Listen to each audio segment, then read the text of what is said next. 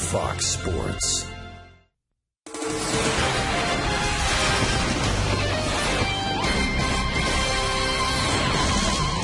We've got light rain falling under gray skies. Game 2 between the Twins and the Atlanta Braves will be played with the Twins coming off an impressive win last night against Atlanta, trying to make it 2 in a row.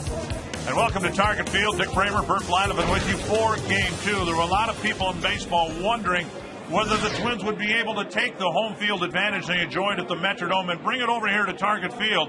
And for Twins fans, so far so good. Oh, well, the Twins are 11 games over 500. Why? Because they have played 500 on the road. But here at the Dome, you look at the history of the Twins back in '69.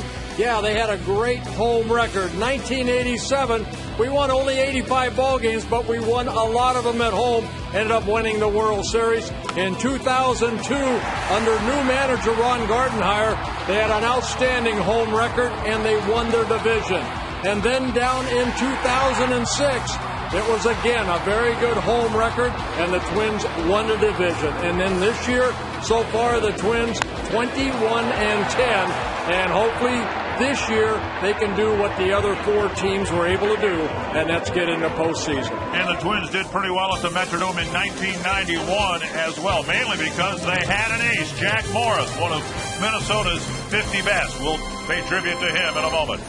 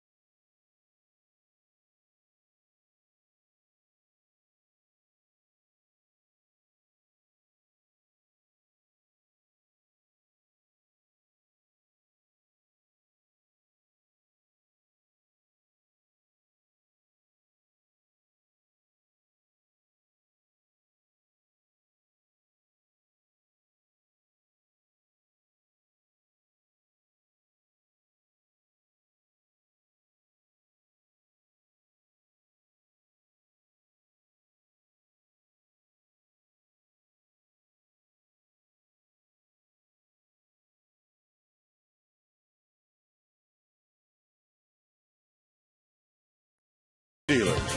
Visit your local Northland Ford dealer or go to northlandford.com.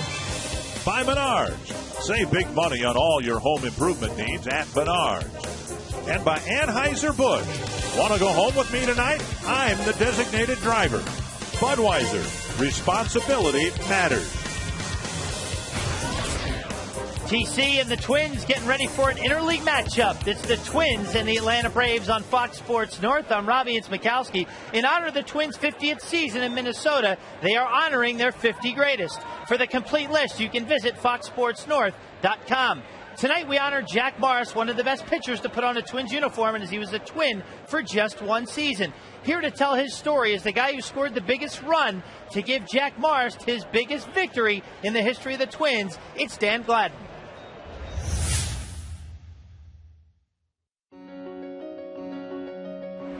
Just watch Jack Morris work. He is a war horse, that guy right there. Jack Morris spent one season with the Minnesota Twins. That year will be remembered for lifetimes. He was already a star when he decided to finally pitch for his hometown team. No one wanted him more than Tom Kelly, who named Jack the horse, and Morris embraced the role. He led the staff through actions, first to the park, first to work every drill, last to one out of a ball game. He led the staff in innings, and he won 18 games that year, crucial to a division championship. Jack was great for the Twins pitchers, and the Twins were great for Jack. He was known as Moody, but that died quickly in the Twins' superb clubhouse. Jack wanted only one thing, and that was to win. Winning consumed him, as the world saw in October. He won 3 times. Then came Game 7, the game that would be Jack's destiny. Runner going. Strike! One singular game that defined a winner. Jack refused to allow a run to leave the game, and finally he refused to lose. As long as Jack took a breath, the Braves were not going to score. Fate brought Jack Morris and the Twins together for one unforgettable season and one of the greatest games ever played. Every time someone looks at their 1991 World Series ring, they know to thank Jack Morris. Ted Robinson, former Twins broadcaster. Ted Robinson was the Twins television play-by-play announcer during that 91 season. Nick Blackburn looks for win number 7 on the season. Dick and Bert, first pitch, next.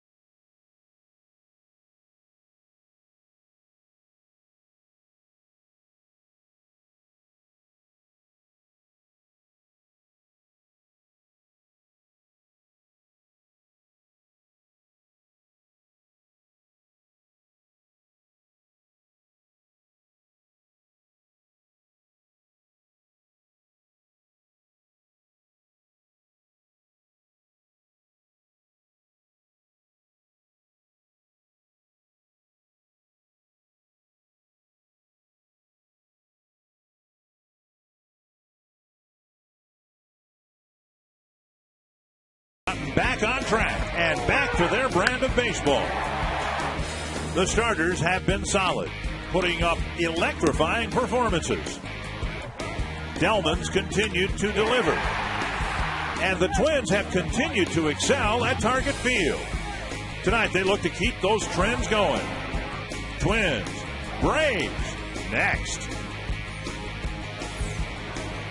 And we had a pitcher's duel last night with the Twins pulling it out 2-1. Joe Mauer central to the Twins rally in the 7th inning.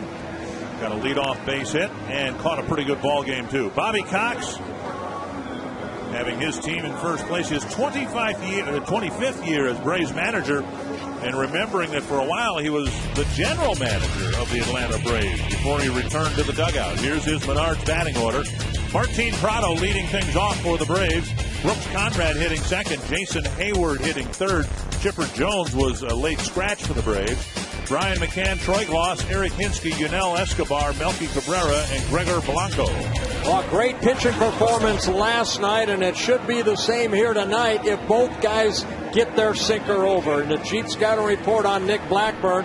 Yeah, he's coming off 2 poor starts on the road, one in Seattle, one in Oakland. He knows what he needs to do, and that's to find his sinker, to get ground ball outs. He's a contact pitcher, doesn't strike out many, doesn't walk many. He puts the ball in play, hopefully tonight on the ground. And he delivers strike one to Prado.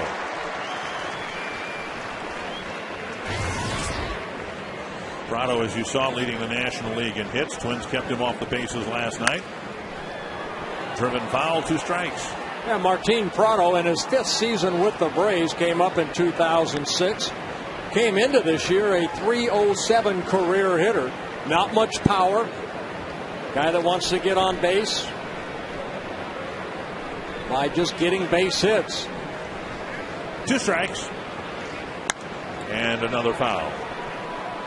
Blackburn making his first career appearance against the Atlanta Braves. There is this, as much as his last 2 starts were less than what he would have liked, he has not lost at home. He's pitched very well here at Target Field. Yeah, 4-0 in 5 starts, and in postseason he's 4-1. Bouncer to short, scooped up, ploof over to Morneau, 1 away. As you might be able to tell, it is raining again here. It stopped for a while. Tarp was on the field all afternoon long, was taken off about 45 minutes ago, a half hour ago maybe. And so we expect this game to be played without interruption. A light rain, mist, drizzle, a soaker, we'll call it. Yeah, the low clouds are just kind of hovering over the stadium, and hopefully that will move out. There's a better weather ahead, we were told. 1 strike, and here's Brooks Conrad. Conrad added to the lineup at third base as Chipper Jones was removed from the lineup. Haven't received word as to why that was, although Jones has been bothered by a sore finger. Here's a little flare to left. Delman Young is under it, 2 away. Northland Ford defense for the Twins. Flawless game last night after a rough game 2 nights ago. Delman Young, Denard Span, Michael Kadire in the outfield. Brendan Harris getting a start at third. Kloof and Punto up the middle. Morneau at first and Bauer behind the plate. And again, only 19 errors by the Minnesota Twins, leading the all of baseball in fewest errors. In the National League, it's the San Francisco Giants with 24 errors. Jason Hayward had a rough night last night. He's hitting third tonight, and he takes ball 1. Francisco Liriano struck out Hayward 3 times. And then leading off the 9th inning, John Roush got him to strike out. And Blackburn misses again, 2-0. In fact, it's been a bad road trip for Hayward, hitting just .179 with 17 strikeouts in his last 9 games. And Blackburn misses again, 3-0. Well, you know what? Even though he missed especially that 2-0 pitch right there. It was down on the strike zone. One thing Blackburn's going to try to stay is right there, down. And that ball called ball 4 by home plate umpire Jerry Lane. He missed a couple up in the strike zone and then tries to stay down. And pretty good pitch right there, but it's ball 4. And Blackburn, a rare walk. He's averaged 1.9 walks per 9 innings. And you can see us, not many strikeouts, only 17, and now 15 walks in 67, and a 3rd innings pitched. Here's Brian McCann.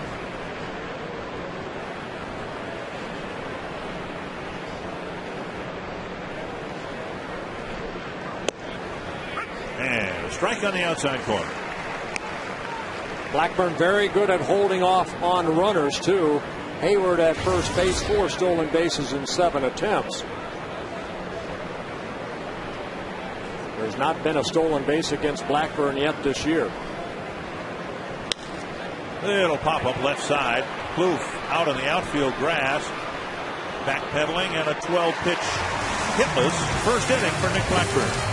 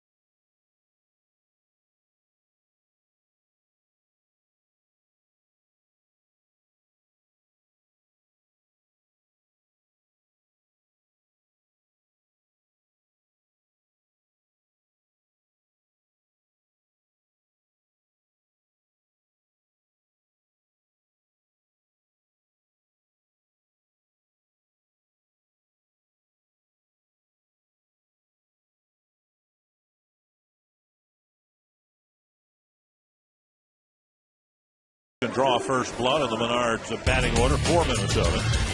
Denard Span, of course, in the leadoff spot. Trevor Plouffe hitting second. Joe Mauer, Justin Morneau, Michael Kadire. Jason Kubel hitting sixth. Delman Young's been one of Minnesota's hottest hitters. Then Brendan Harris and Nick Punto. And the Dodge Ram scouting report on Derek Lowe making his 14th start. And when he's on, he has one of the best sinkers in the game of baseball. And he's had it for a long time. And his only career win came in relief back in 1998 when he was with the Boston Red Sox. As a starter against the Twins, he's 0-4 in 6 career starts. For a while, the Red Sox had him as their closer, and he did fine.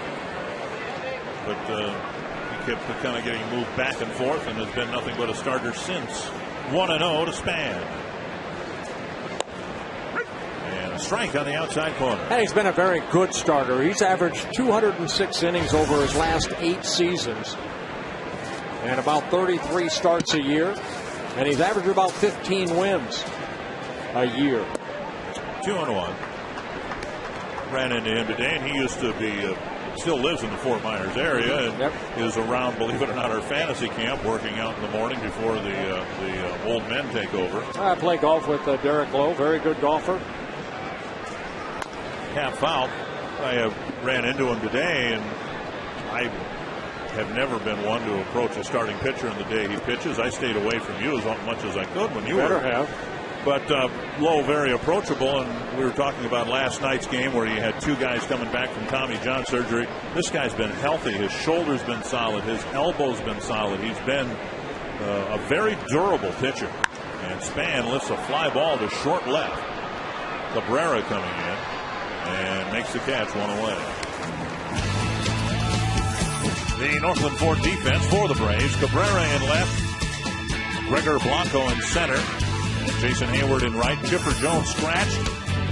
So Conrad is in at third base. Escobar, Prado, and Hinsky around the infield. McCann catching. Yeah, Conrad at third base. What a great first name to be a third baseman. Brooks. Yeah. Here's Trevor Plouffe. And there is strike 1. Yeah, Lowe will attack the strike zone. Now he's coming off a very good start, bad start in Arizona. Only 4 innings. He allowed 7 runs, the shortest outing for him so far this year. There's a good sinker down and in.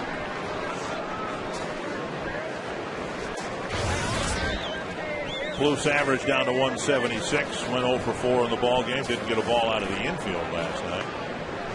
And he's gone on 3 pitches. 2 down. As I mentioned, Lowe making his 14th start of the year. He has 32 walks, 44 strikeouts coming into this ball game, 75 innings. So he's on track right now to, again, pitch over 200 innings. In today's game, that's considered a workhorse. If you have a guy that's pitched 8 straight seasons and have given you 200 innings, that's why he's making $15 million a year. Innings don't even have to be very good sometimes. Guys will get re-signed if they can go 200. That's Carlos Silva. Hey, Silva lost today 2-1. The White Sox beat him. 1-0 to Mauer. Mauer 5 for 7 lifetime against Derek Lowe. Inside 2-0. Roger McDowell, the pitching coach, saying that when Lowe is on, he has to pitch inside. Even though he's got a good sinker away, he has to show especially lefties, that he will come hard in. Bouncer over the mound. The shortstop is right there. Escobar across to Eric Hinsky, and the Twins go down 1-2-3.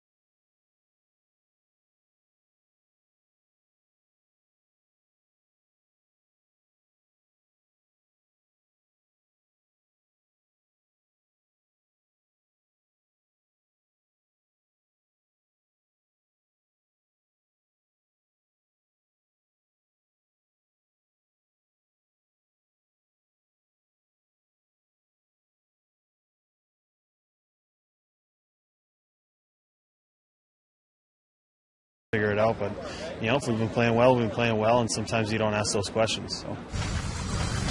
You take advantage of little windows that are open once in a while, and that's what the Twins were able to do against Hudson last night.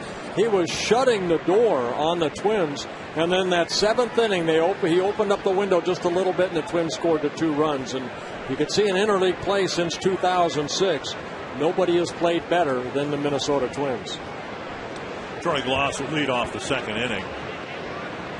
It's an old variation, I guess, of it's not who you play, it's when you play them. And the Twins, I'm not sure it matters who they would play in the month of June the last few years. It happens to be National League teams. So typically the Twins have played poorly in the first couple months of the year, below 500 at times. Chopped foul, and it's 2 strikes to Gloss. And obviously the Twins have had some good teams. It's taken them a couple of months to get going, and Ron Gardenhire simply says, it just has taken us a while to get things straightened out, to playing good baseball, and it just so happens that their success has come against National League teams. Well, again, the Twins 21-10 here at home. And the Braves are doing the same thing. They're winning at home. They're 19-6, but their road record, you'd like to be 500. They are 16-21 on the road. But they find themselves in first place, a game and a half ahead of the New York Mets coming in today's play. Gloss takes the call. And he knew it. He knew it. Well, a rare strikeout right there for Blackburn. It might be just a coincidence, but for whatever reason, the Twins in the month of June have been firing on all cylinders. You can see in 2006 they were below 500. In 2007 they were at 500. They were below 500 in 2008 and again in 9. And Ron Gardenhire says, it takes us a while to get going, or at least has in the past, and that obviously has not been the case this year. Well, until they face the National League. 1-0 to Eric Hinsky, who has bounced around quite a bit over the last few years. 2-0. Yeah, Hinsky last year started with the Pirates, ended with the Yankees in his first season with the Braves. American League Rookie of the Year when he was with the Toronto Blue Jays back in 2002. At that time, he was a third baseman when he first came up with the Blue Jays. Here tonight playing first base. 2-1.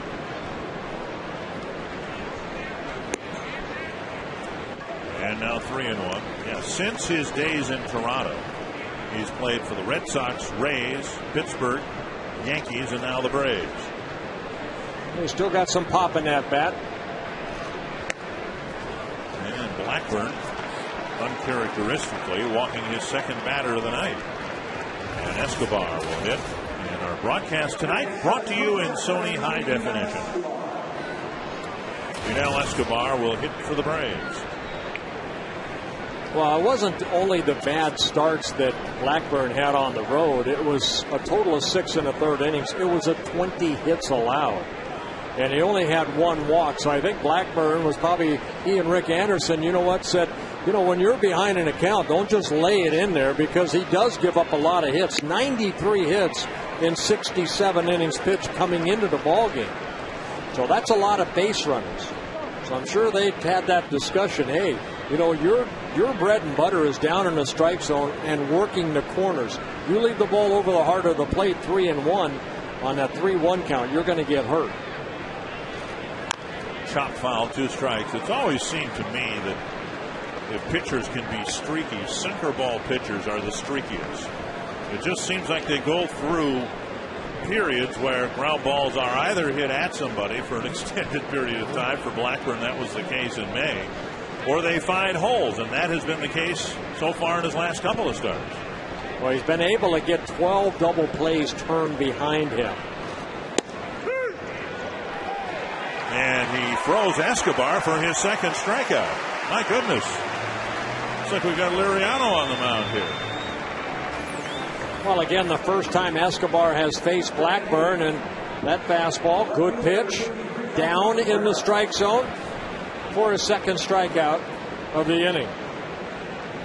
Both of them called third strikes. It looked like Gloss was looking for a fastball and got an off-speed pitch, and it looked like Escobar was looking for the off-speed pitch and got the fastball.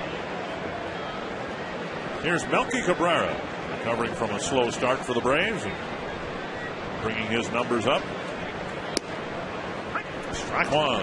Yeah, Cabrera coming over from the Yankee organization for the Javier Vasquez trade. A switch hitter is a left-handed hitter.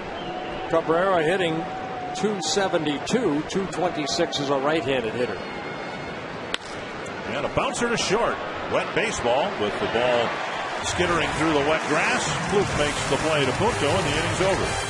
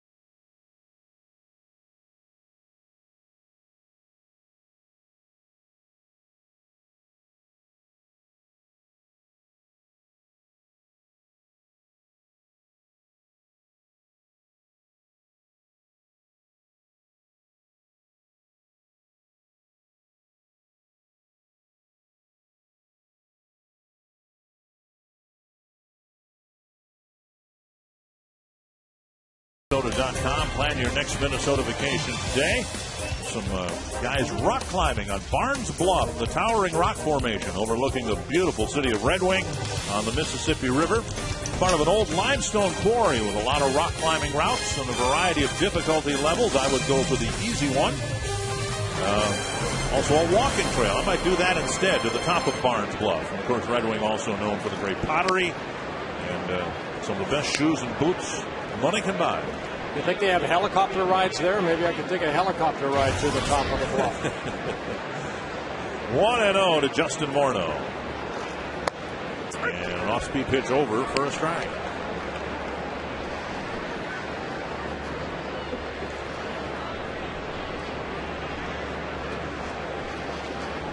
Morneau, Kanier, and Kubel. And it's 2-1 to the Twins cleanup hitter.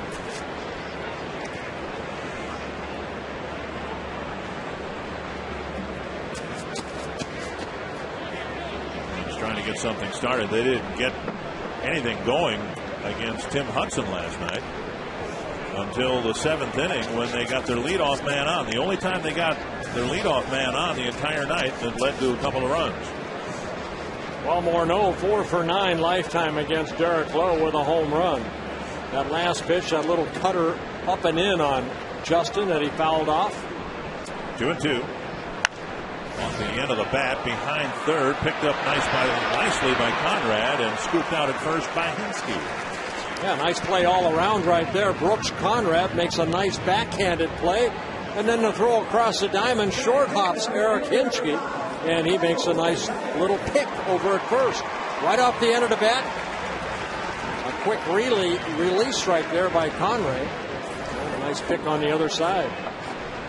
So one down, and here's Michael Kanier.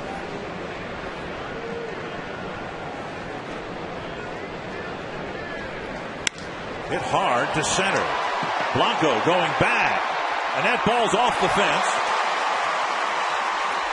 And a double with Kanier running alongside first base umpire Brian Runge, who was motioning to third base umpire while Kanier was going to second. He was motioning to Hunter Wendelstedt about something. Well, you like to see that right there. The umpire's hustling. But this first ball, fastball right there, right into the swing of Kanier, and he crushes this ball. Over Blanco's head, he plays the carom perfectly, gets it back in. But you see right there. Telling Hunter Wendelstedt, I guess, stay at third base. Yeah. I've got second covered in case there's a play there. Very nice. One strike to Jason Kubel. For Kanier, that was his 13th double of the year. Kubel with 2 more hits and another run batted in last night. Both he and Delman Young drove in runs for each of them. Their 36th of the year, 1-1.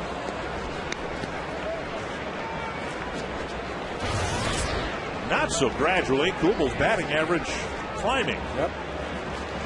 More often than not, he's gotten a couple of hits a game. Lifted foul and over the net. 1-2. Well, you knew Kubel's average would come up. Last year he hit an even 300, 28 home runs, drove in 103 runs. That was too good a player, and the Twins know it to be hitting in the low 200s.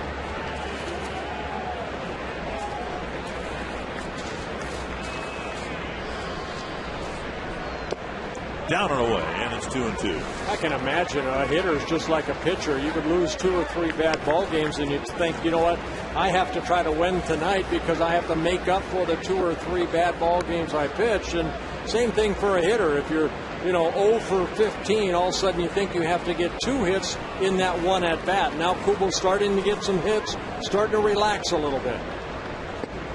He strikes out here for out number 2.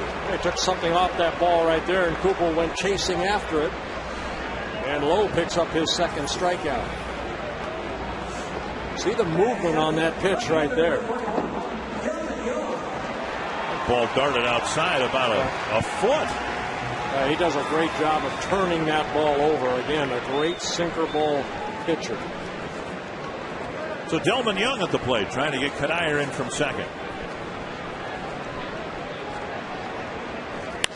Base hit left field. Kanier to third, and Young delivers again.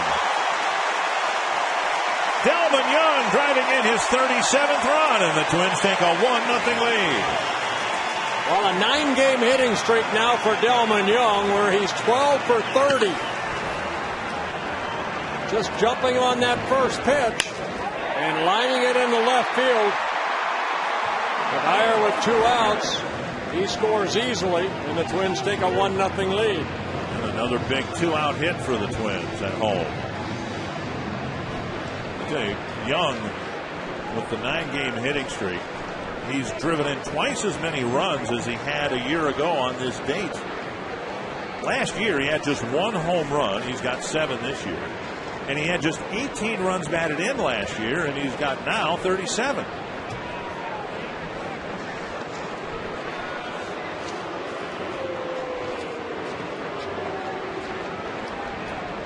Harris back in the starting lineup after getting a few days off, hoping to bounce back, get his batting average going. Here's a drive to right field. Hayward retreats to make a catch short of the warning track.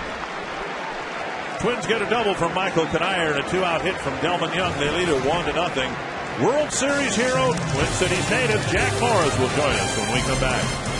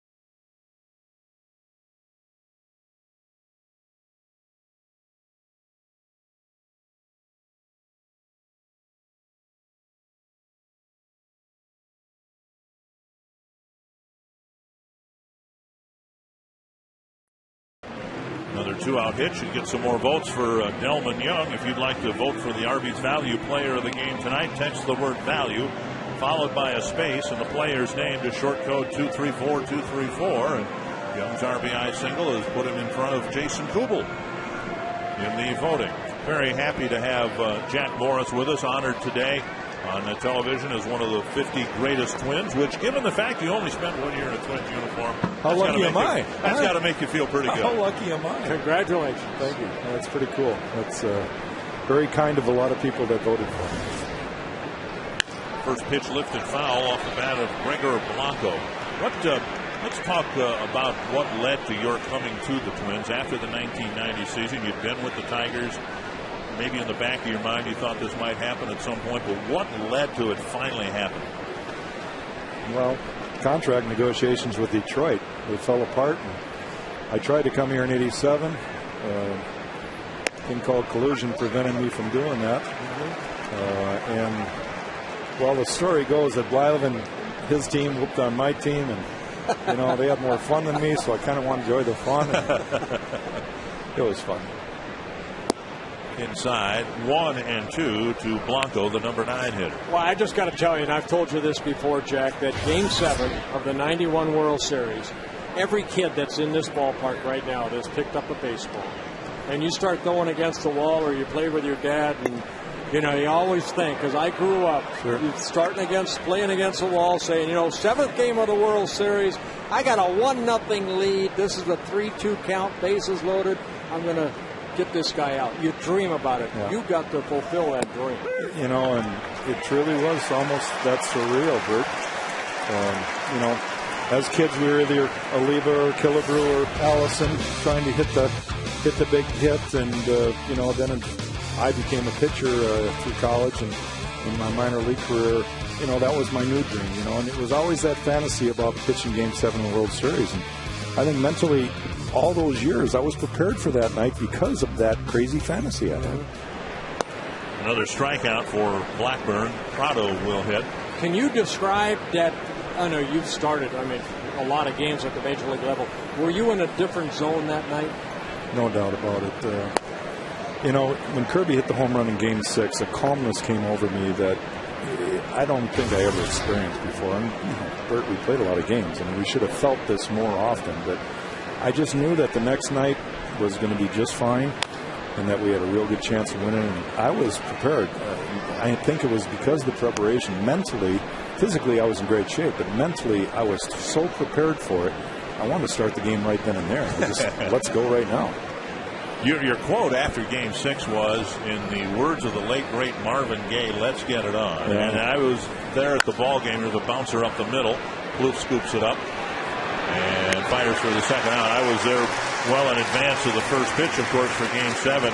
And I remember as you walked down to the bullpen at the Dome, the people at the Dome Vision played the song "Let's Get It On." I don't know if I've ever asked you, did you hear the song? Were you aware of what they were doing, or were you so focused at that point you couldn't have heard anything? Oh, well, there was a guy that worked with the PA system in Minnesota. It was my buddy, and old Joe used to do a lot of crazy stuff like that, especially when I came back.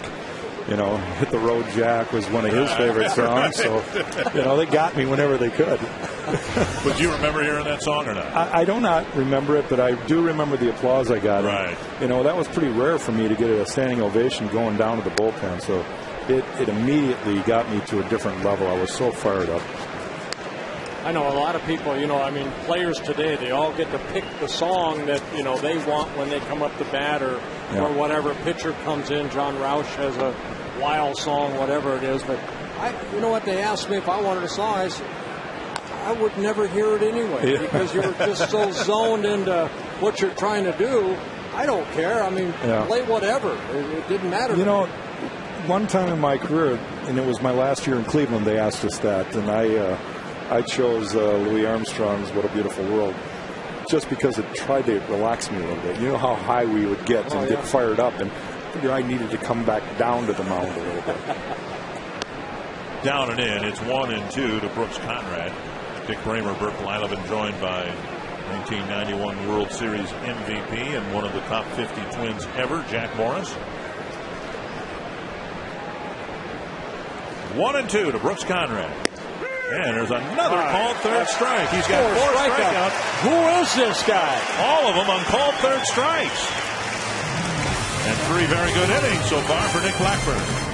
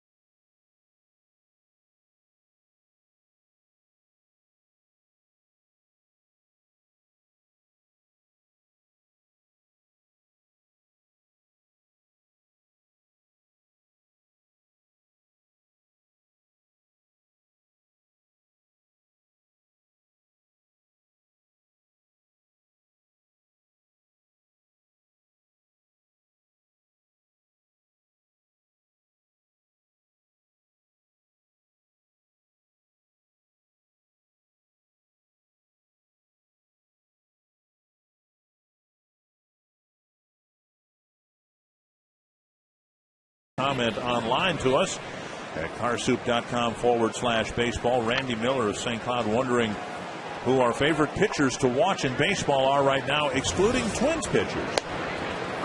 Steven Strasburg, huh? In one start at least. Well, I think we're all looking forward to seeing Ubaldo Jimenez here later in this homestand. But we'll go to my far right, Mr. Blyleven, your favorite pitcher to watch pitch. Probably for me, Roy Halladay, because he wants to finish what he starts, and there aren't that many guys like that out in there anymore. We don't get to see him anymore now that he's with the Phillies, but a guy that I look at and say, I'd pay to watch this guy pitch. How about you, Jack? It's amazing how pitchers think. You and I would reiterate most of the things you say. Roy is just in a class of his own as far as I'm concerned. Just because his work ethic, his focus, what he does on the mound, he can dissect a hitter with the best of them. And he's not given the greatest God-given talent. I'm not talking about a guy like Jimenez who's got that explosive fastball. Roy's got a pitch within an ability level that, a lot of guys possess. But what he does possess that a lot of guys don't is his mental approach. 2-2 to Punto. There's a little chopper, and that is a fair ball. And a great play by Conrad, and they got him.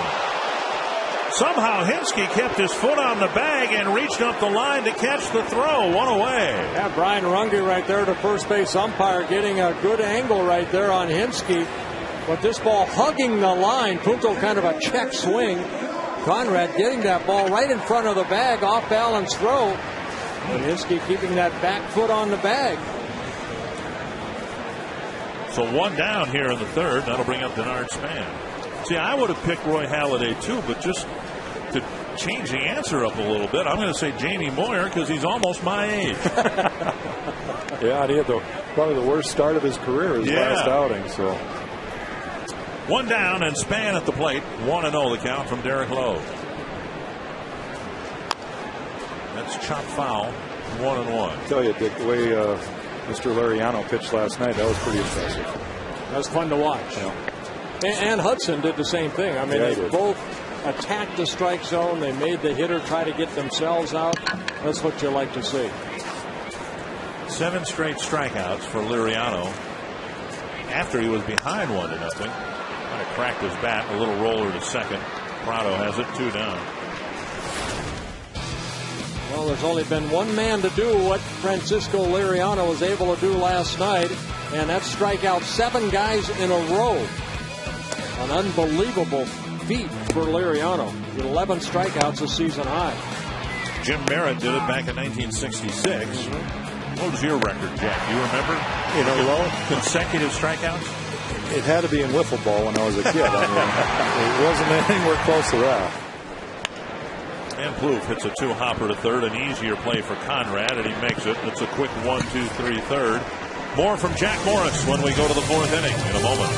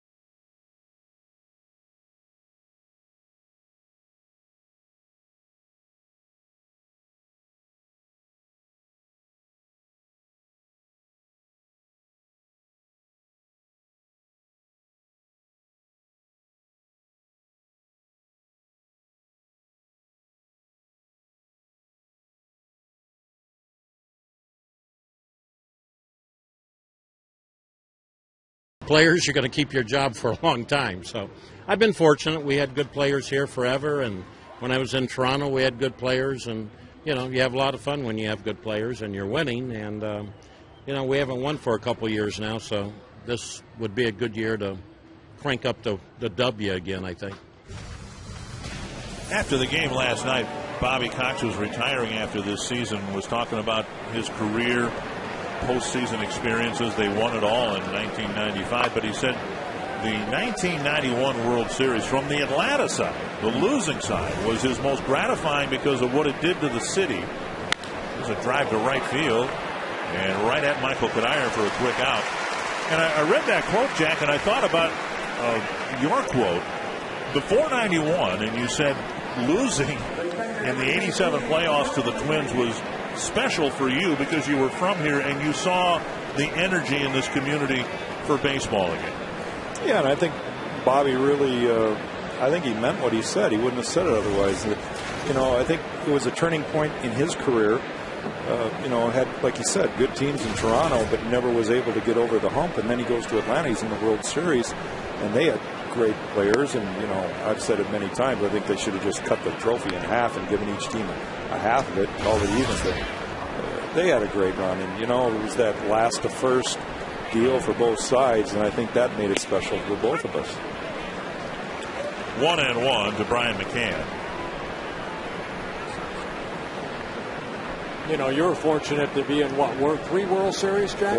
Four. I mean, that's unbelievable. I mean, guys, like you think of Harmon Killebrew here, Rod Carew. Harmon was in one World Series and the Twins lost, but so many great players, like yourself, that were never in a World Series, but I think it's certainly just a blessing. I was in the right place at the right time, and the fortunate thing is, as crazy as baseball was during those early years when I left Detroit, with collusion going on and with some of the other issues of free agency, I was still able to pick and choose the teams I went to, and I think I did a pretty good job. I kind of knew who was good and who was going to be the next good team, and it seems like every time I changed uniforms, I came to Minnesota, we won. I went to Toronto, we won 2 in a row. I left there, went to Cleveland. We had a chance, and then the strike hit in 94. So I really believe we had a chance to make the playoffs, maybe make a run for the World Series in 94.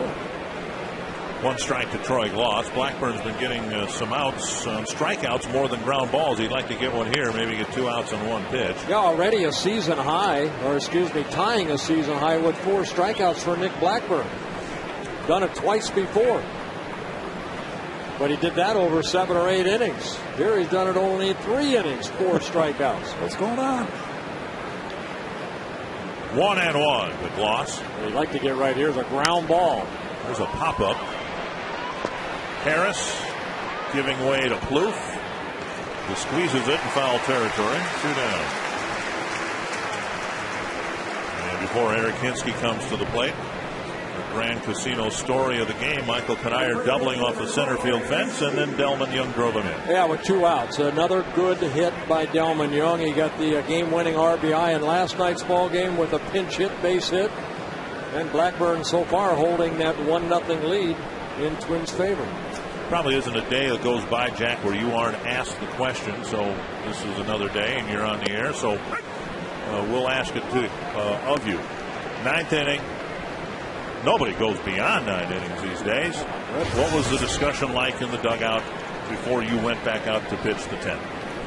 Well, I had to convince TK that I was bound and determined to go back out there, because he gave me every opportunity to take myself out. He came up to me, put his arm around me, and said, we got Aggie ready, Rick Aguilera in the bullpen, and you did everything we could ask out of you. Good job, da-da-da-da. I wasn't going to leave. I saw the Vikings lose 3 Super Bowls. I wanted to be a part of the celebration. And I convinced him by looking him straight in the eye and telling him I got more left, TK. I'm not leaving. He walked away, didn't quite know how to respond to that, I don't think, at the time. Went down to Dick Such, our pitching coach, and came back, threw his arms up in the air and said, what the heck, it's just a game, go get him. And I really believe that in his heart he wanted me to say that. I really, I'm going to go to my grave believing that that's what he wanted to hear from me. and that if I didn't say it, then I was out of the game, and he had every reason to bring in Rick. He fouls another one back to the screen. Still 1-2. See, Jack, you were a lot like I was as far as wanting to finish what you started. And that's probably the thing that frustrates me the more sometimes watching night after night when Liriano, for example, I mean, he was on fire last night. Come on, 105 pitches. I do not like the pitch count. I don't either, and I think, we could talk for hours about that, but I think it's always been, and it wasn't our era too, Bert, about 120. Raise it up 15, 20 pitches, right, and it won't change anything, because even in our day, if we weren't close to the end of the game by 120, more than likely we weren't having a good night and we were out of there anyway. Right. But, it's a mindset. We were taught that. Our era, our generation was taught that, and today they're not teaching that. Coaching everywhere from the minor leagues up. Not a ground ball double play, but a couple of pop-ups behind third, and it gets Blackburn out of the top of the fourth inning. He's given up his first hit. He's got a 1-0 lead. Joe Mauer will lead off the bottom of the fourth.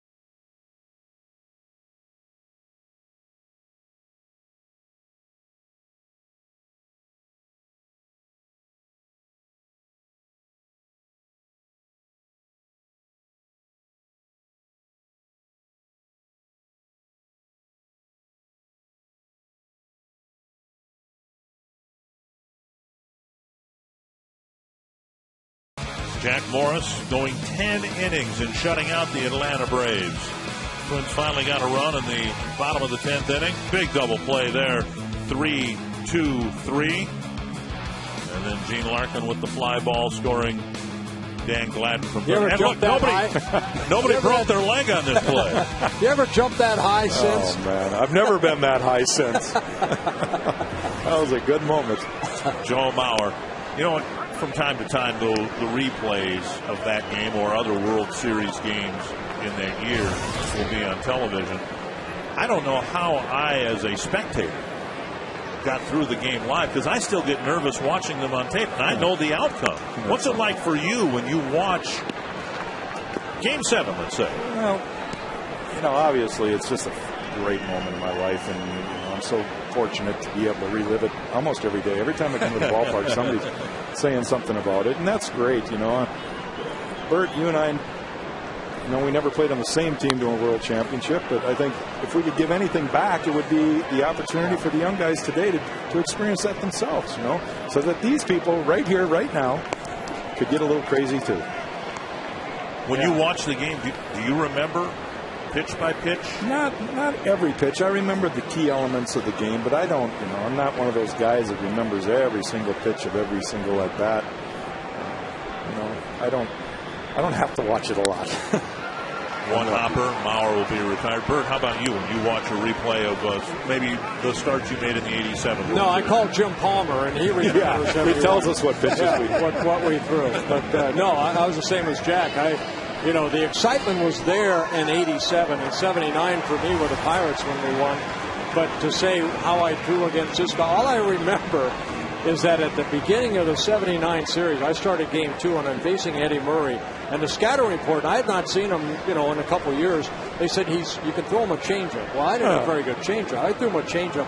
He hit it in the upper deck in Baltimore. Yeah. We did not throw him one more changeup in that series, and he didn't fare very well after that. But I was kind of the guinea pig. That's the pitches I remember. Yeah. We always remember those. 1-0 to Morneau, and now a strike on the outside corner. Well, I got to believe, Jack, of the 4 World Championship teams you were on, the 91 is the one you reflect on the most. Well, it is in part of me for sure, because I'm from here and sharing it in my own hometown. It was special. Morneau retired on a little dribbler. I suppose the first one in the first Detroit, one, right. You can't help but remember that. And then, I had some great times up in Toronto, too. And to bring a world championship to all of Canada, because let's face it, nobody was an Expo fan unless you lived in Quebec, and I don't think they even cared. So all of Canada was celebrating Toronto. Right. And it was pretty cool. Here's Kadair, doubled off the center field fence his first time up, and then came in on a Delman Young single. Well, Lowe getting some ground ball outs. 5 straight ground ball, and is it 6? 6 straight ground ball outs from Derek Lowe. Our thanks to Jack Morris with Derek Lowe putting together another 1-2-3 inning. Today's game is brought to you by Budweiser, the official beer of the Thirst inning. Let's check out the crowd.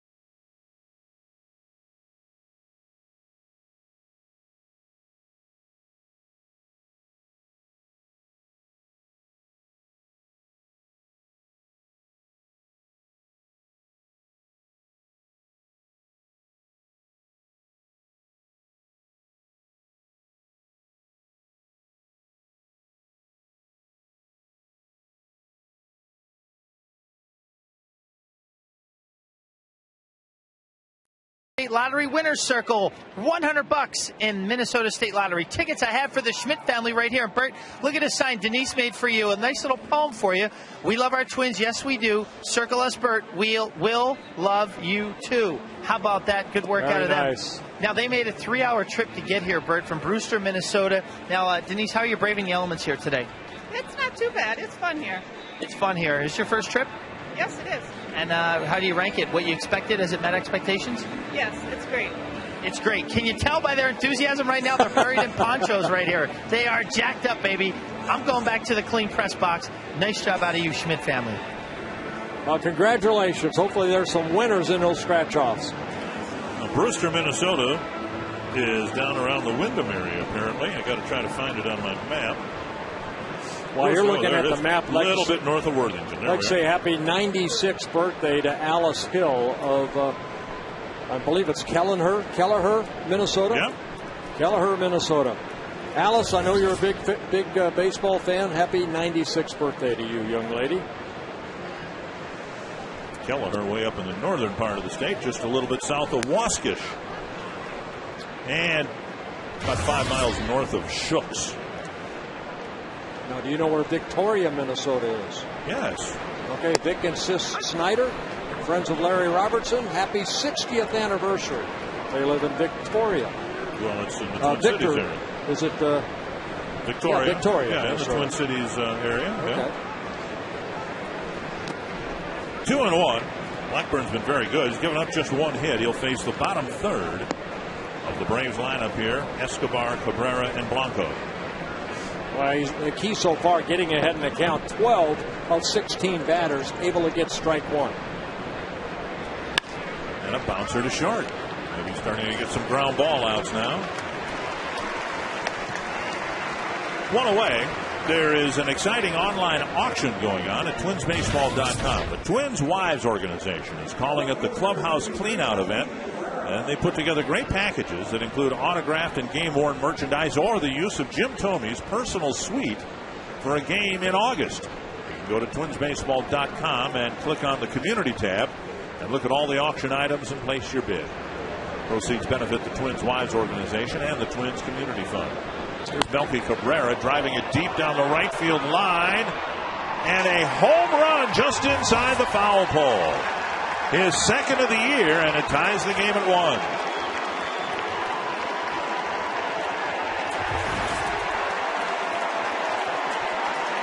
Cabrera jumping on that first pitch and tying the game at 1 apiece.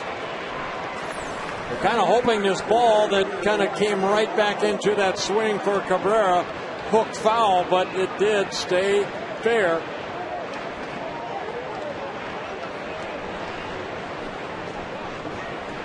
Not much hook on it at all. Just inside the foul pole. 10th home run that Blackburn has allowed. A little chopper to Morneau. Quickly to the bag, and Blanco is retired. 2 down. Before Martin Prado hits in the 5th in a tie game. Our AT&T trivia question: which pitcher has the most career interleague losses? It might be somebody like Derek Lowe. I suppose it could be. I was thinking somebody like John Smoltz, maybe somebody who been around for as long as interleague play's been around.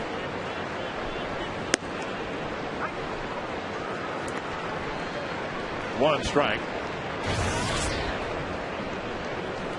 You would think for them to ask that question, it would either be a Twin or a Brave.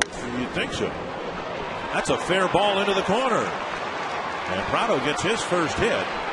And he'll go to second and hold up there. So a couple of balls hit down the right field line, each fair by inches or feet. And the Braves have the go-ahead run in scoring position. Yeah, Prado with his 18th double of the year, just a pitch up again. Now Blackburn needs to get that ball down. You see the slider of the breaking ball just kind of hung right there. Prado just takes it the other way, hugging that corner. You can see it get underneath that little fence right there. Kadire has to go all the way to the corner to get it out. So it's a 2-out double for Prado. Fox Tracks brought to you by the Minnesota Department of Public Safety. Buckle up and get home safely. Here's Brooks Conrad, a late addition to the lineup with Chipper Jones being scratched.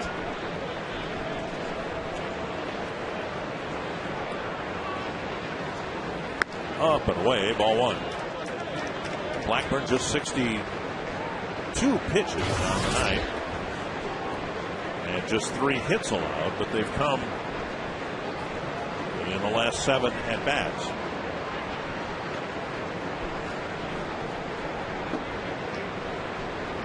Foul back, 1-1. Even that pitch up right there, Joe Mauer needs to go out and tell him, let's get that ball back down in the strike zone. That's where he's the most effective. And as a pitcher, you see that. You know you're up in the strike zone. You got to almost tell yourself, I want to drop the next pitch right on top of home plate. You can't do it, but you're thinking down in the zone. Almost look at the shin guards of Joe Mauer. That's where you want to throw that ball. Sailing down and away, and it's 2-1. At least it's down. Good movement just off the plate, but down in the strike zone. Blackburn making his 12th start, looking for his 7th win of the year. And the Twins are 8-3 in his 11 starts.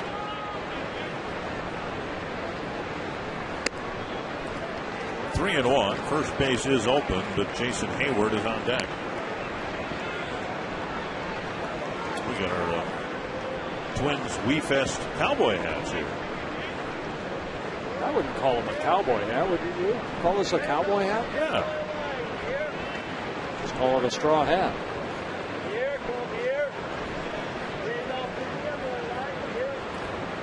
3-1 to Conrad. I like my birthday hat a lot better. There's a drive to right. Kadire going back. He won't make the catch. It'll bounce off the wall and put the Braves in front. So 3 extra base hits here in the 5th inning, and Atlanta has a 2-1 lead. Oh, another pitch up in the strike zone right there by Blackburn, and Conrad jumped all over it. His 5th double of the year, driving in his 11th run. Good solid swing right there by the switch hitter, Conrad, who came in hitting .314 as a left-handed hitter. And now Rick Anderson out to talk to Blackburn. A quick trip to the mound. Blackburn with no hits allowed through 3 1/3 innings, but now McCann has singled, Cabrera's homered, and a pair of 2-out doubles has Atlanta in the lead. You know, Jack just left here, and I guarantee if I ask him this question, and I'm going to say, in a 9-inning ball game, there are going to be 1 or 2 innings that you really have to pitch. And this is an inning right here that Blackburn's kind of let him get away from him a little bit. Now he needs to get this final out of the inning and get those boys back on the bench, and hopefully they can make up for the 2 runs that he's given up here. Derek Lowe given a lead now. Twins haven't done anything against him other than putting together a couple of hits in the 2nd to score a run.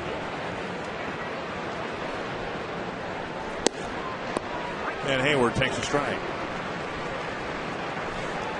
Well, Hayward finally made contact in his last at-bat. 4 strikeouts yesterday. He walked in his first at-bat and then hit that fly ball to Michael Kadire for the first out of the 4th inning.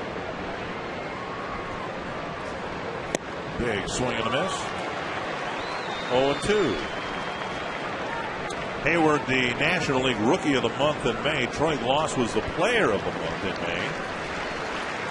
And the Braves survived an early 9-game losing streak to climb to the top of their division. 2 strikes. And a foul. On the other side of the coin, it might surprise Twins fans, some of them, to know that there are only 2 teams in baseball that have a better record than the Twins. The Yankees and the Rays. Twins have at least as good a record as anybody in the National League, and they have the 3rd best record in the American League. 2 strikes to Hayward. And a high pop-up left side should end the inning. Plouffe makes the catch. But 3 extra base hits score a couple of runs for Atlanta.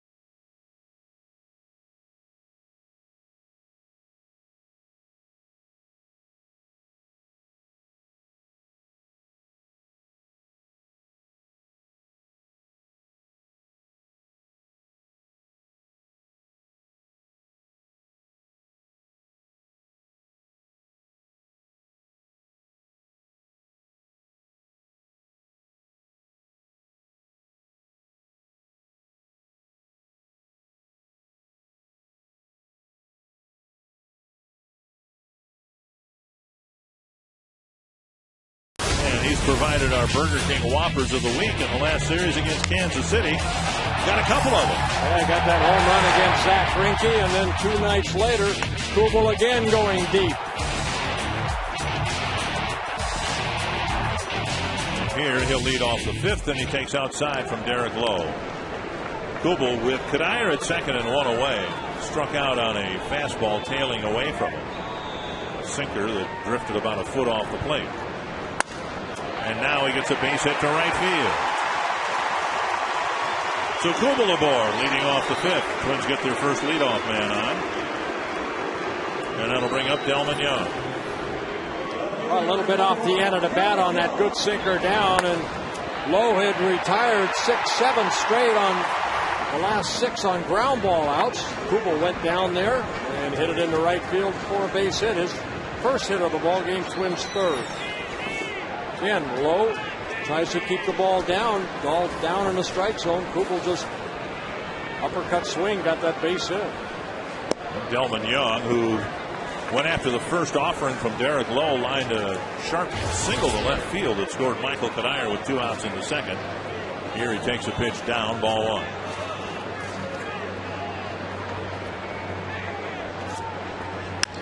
Fly ball to center, hanging up there for the center fielder Blanco. 1 away. And it'll bring up Brendan Harris. If you've got tickets for tomorrow's game against the Braves, make sure you get here early for the annual mascot game with TC and his friends. After the game, kids 14 and under can run the bases here at Target Field, all part of Blue Bunny Kids Day. And to check ticket availability for all games at Target Field, call 800-33-TWINS or visit twinsbaseball.com. I'm the team guy. Brendan Harris hit the ball pretty hard back in the 2nd inning, but he lined out to the right fielder Blanco on the edge of the right fielder Hayward on the edge of the warning track. Down and away, ball 1. Yeah, Harris spending a lot of time in that batting cage with hitting coach Joe Vavra. Trying to figure out exactly, how can I get that average back up? Well, it'd help if some of the line drives would drop. His line drive on the 2nd snagged by the right fielder.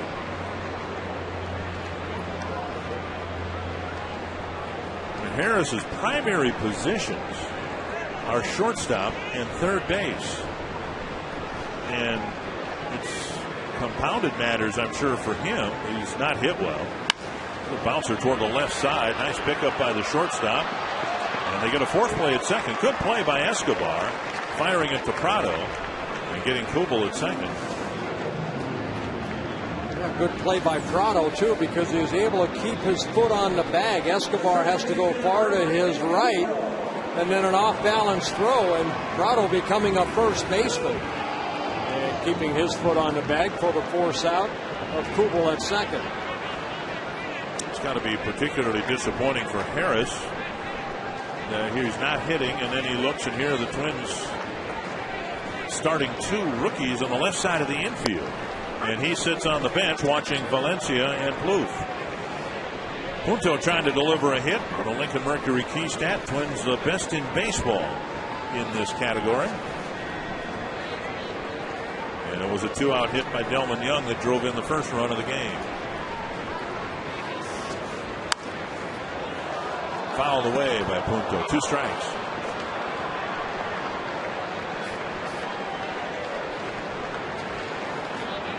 Well, Derek Lowe, 149 career wins, 122 career losses. This is his 303rd Major League start, his 581st Major League appearance. He led the American League in saves with the Boston Red Sox back in 2000.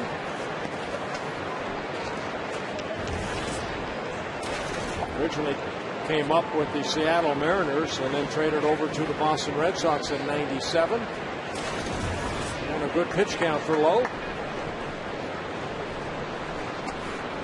2-2 now to Punto.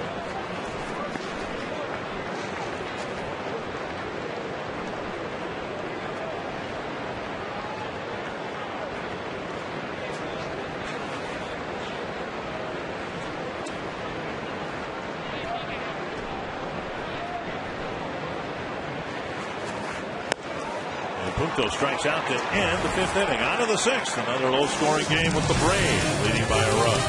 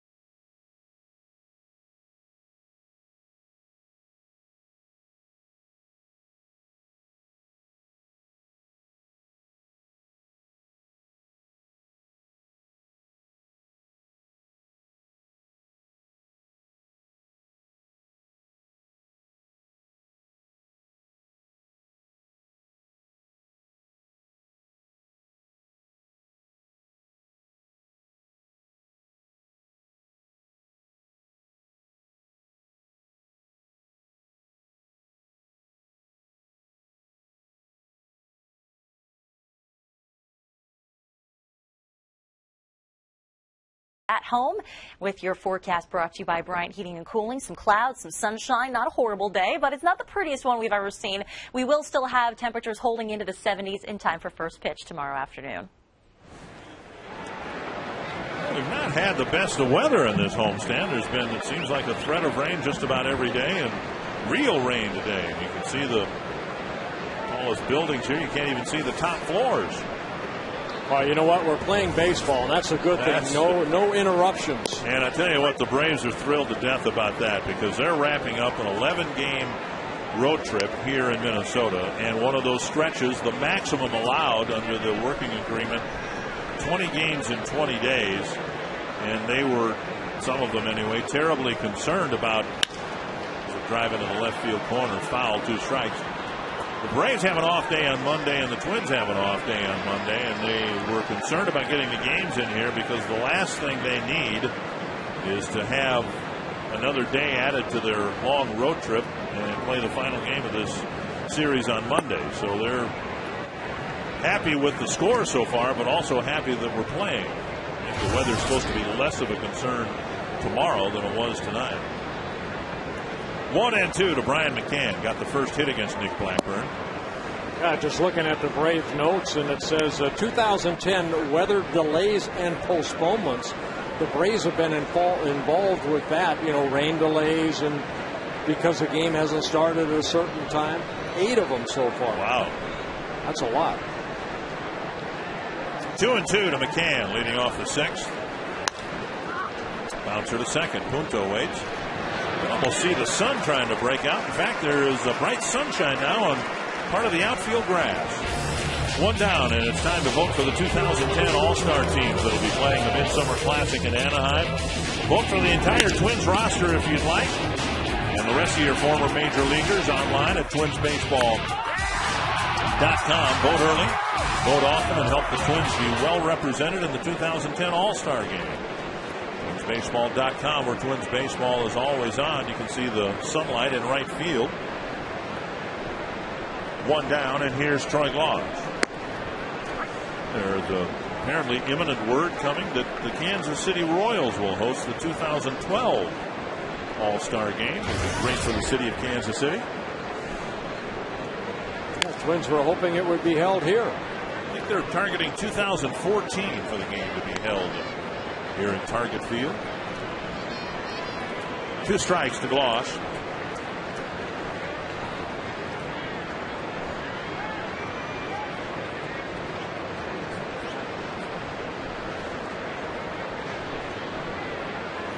Swing and a miss, and Glaus is gone.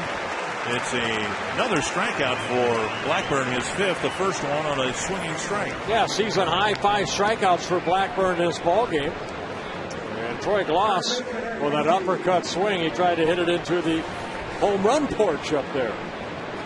2 down. Here's Eric Hinske.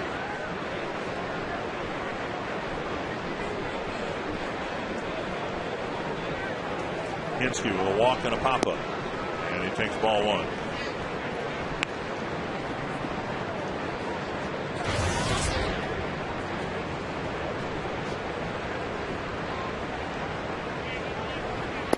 Now this is pretty cool. 2 hot dogs were delivered here by somebody that we circled. Pretty nice. Well, fastball down and in. Call the ball. Tap foul. Now, were they delivered to you, or because there are 2 of them, is one intended There's 2 of them, me? and I guess you get one. You like ketchup? I'm not a big ketchup guy. There you go. Well, One's for you. All right.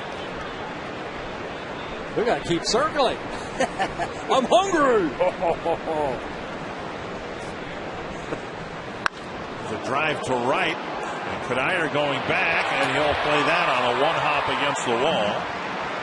And Hinske goes to second with another extra base hit. The last 4 hits for the Braves have all gone for extra bases. It looked like Kadire had trouble picking up that ball right off the bat.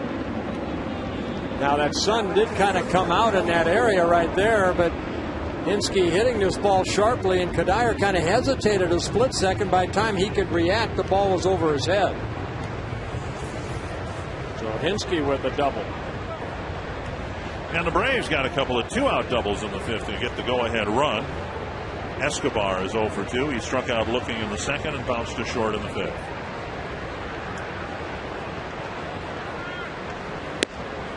And a first pitch strike.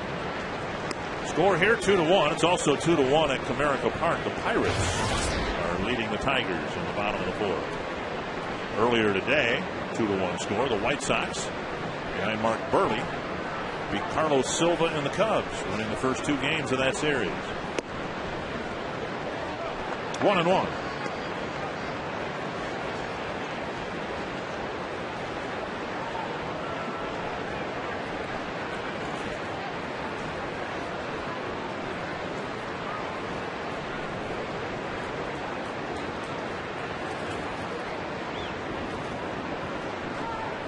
Bouncer to third. Harris has it. Sets and fires. No damage done. Pinsky left at second. It's still 2-1.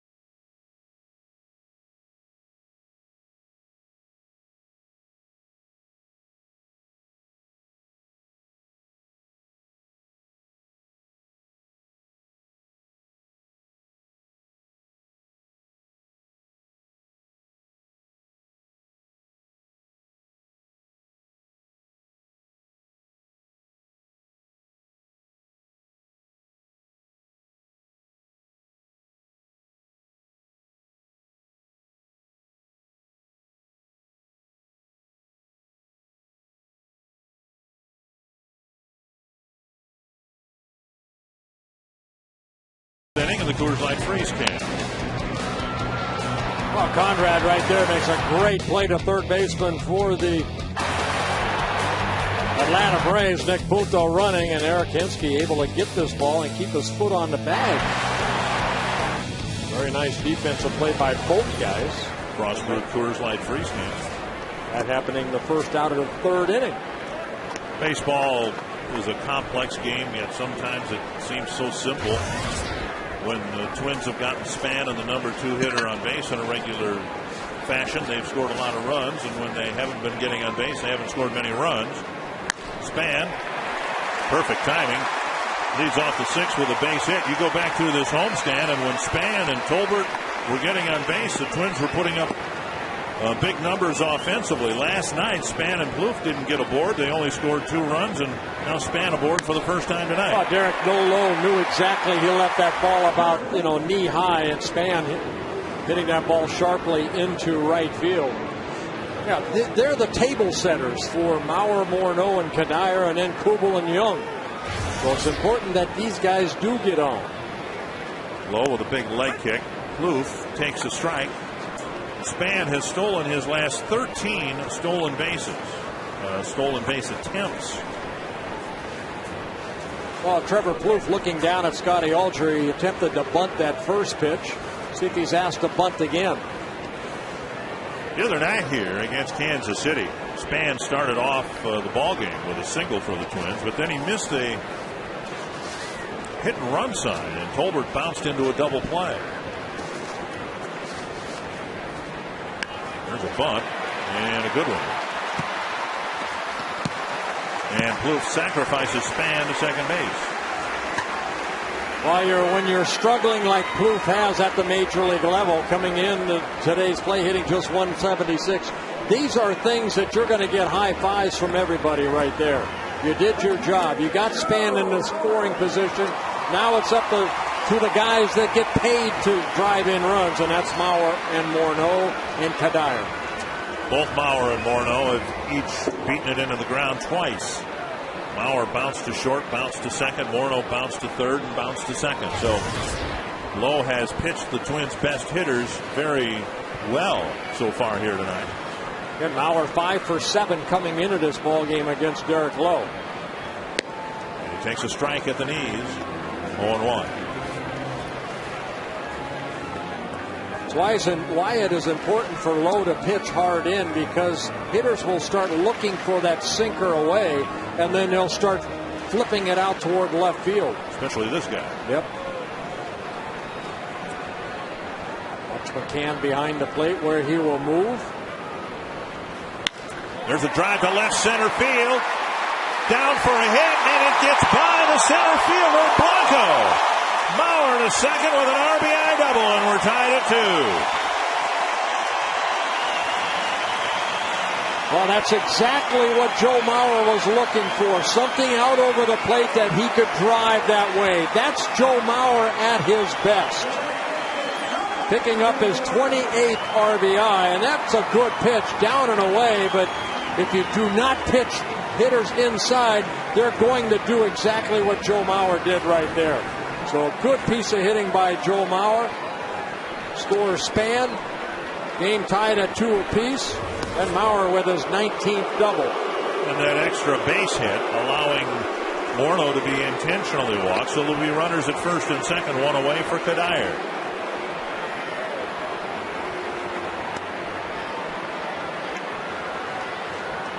So Span's single, eventually scoring on Mauer's double and now an intentional walk. The Twins have a chance to regain the lead here if Kadire and or Kubel can come through.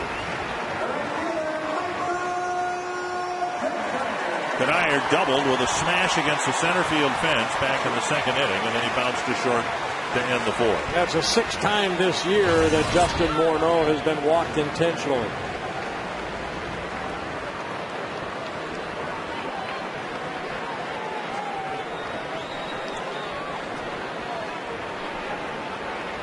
Kadire jumped on the first pitch with 1 out in the second inning and hit that double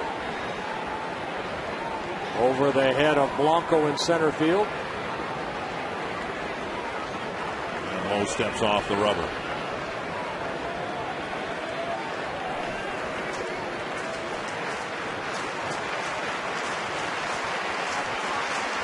Breaking ball wide, and it's 1-0.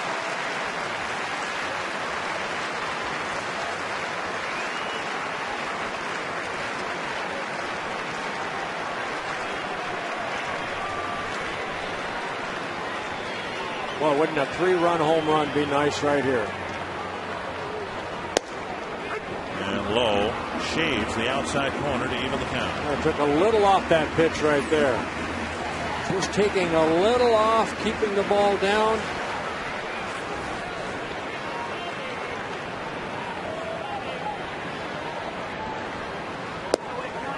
And Kadire takes again, 2-1. First pitch slider missing down and away. Then he kind of took something off the fastball. Then he went back to the slider. Games even across the board. Each team with 2 runs on 5 hits.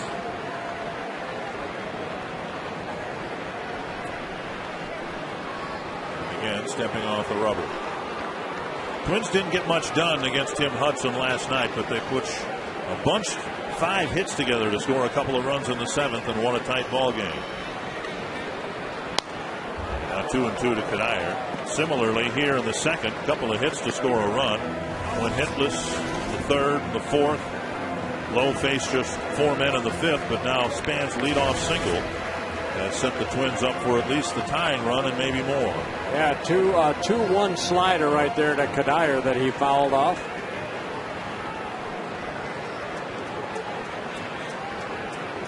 Two and 2 to Kadire with 2 men aboard. Tapper foul. Now they went back inside with that sinker, and Kadire fouled it off. So first 4 pitches were basically outer half of the plate. Then he got the count to 2-2. He tried to run that sinker in to get a ground ball out.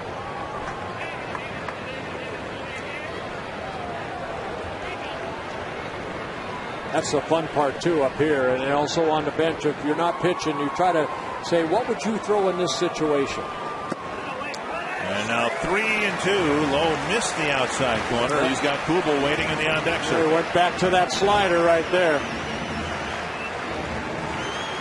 Other than the intentional walk in the Morneau plate appearance, this is Lowe's first 3-ball count of the night. Yeah, he's got to go to that little sinking fastball down and in right here.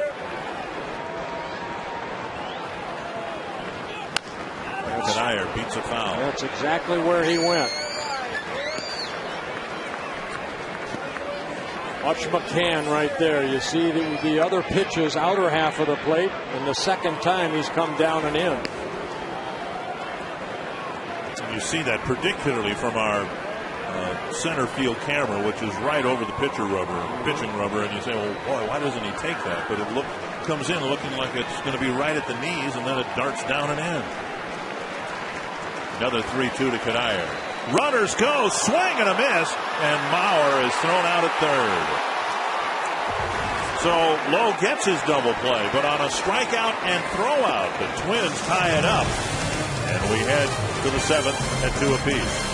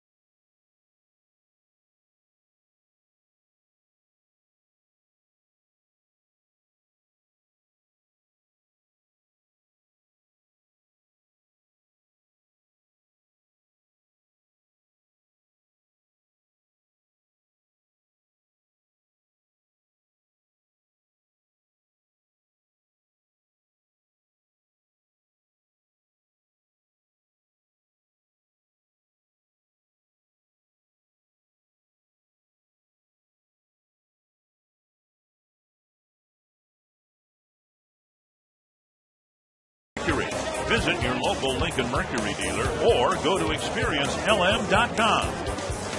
And by AT&T. Find out what's possible with the nation's fastest 3G network. AT&T. Rethink possible. Come to Target Field and get some autographed memorabilia here. We've got a tie game going to the 7th inning. Melky Cabrera, who tied the game of 1 with a home run, leads off in the 7th against Nick Blackburn. Let's take a look at the Quest high-speed pitch. Nick Blackburn clocked as high as 92. Derek Lowe with that good sinker topped out at 89 so far. Foul back, 2 strikes to Cabrera. Javier Vasquez had a great comeback year last year with the Braves to the point where he got a second chance in New York. Vasquez pitched at Yankee Stadium and won today over the Astros. Here's a chopper up the right side foul. I think a lot of people might have thought the Braves would miss the innings pitched and the effective pitching of Javier Vasquez this year, but the Braves are right there, 3.77 earned run average in their team ERA, which is in the upper bracket of the National League. Hard ground ball, and Morneau will go to the bag. Cabrera retired, 1 away. Mountain Dew game summary in a 2-2 game. Well, Well, it was the Twins that got on the board in the second inning thanks to Delman Young's 2-out RBI single, scoring Michael Kadire. In the fifth inning, Melky Cabrera with a solo home run. And then a couple back-to-back doubles made it a 2-1 ball game. And then Joe Mauer, an RBI double. We just saw that, scoring Denard Span to tie the game at 2 apiece. Here's Gregor Blanco, 0 for 2, called out on strikes and hit a ground ball to Morton. Up and away, ball 1.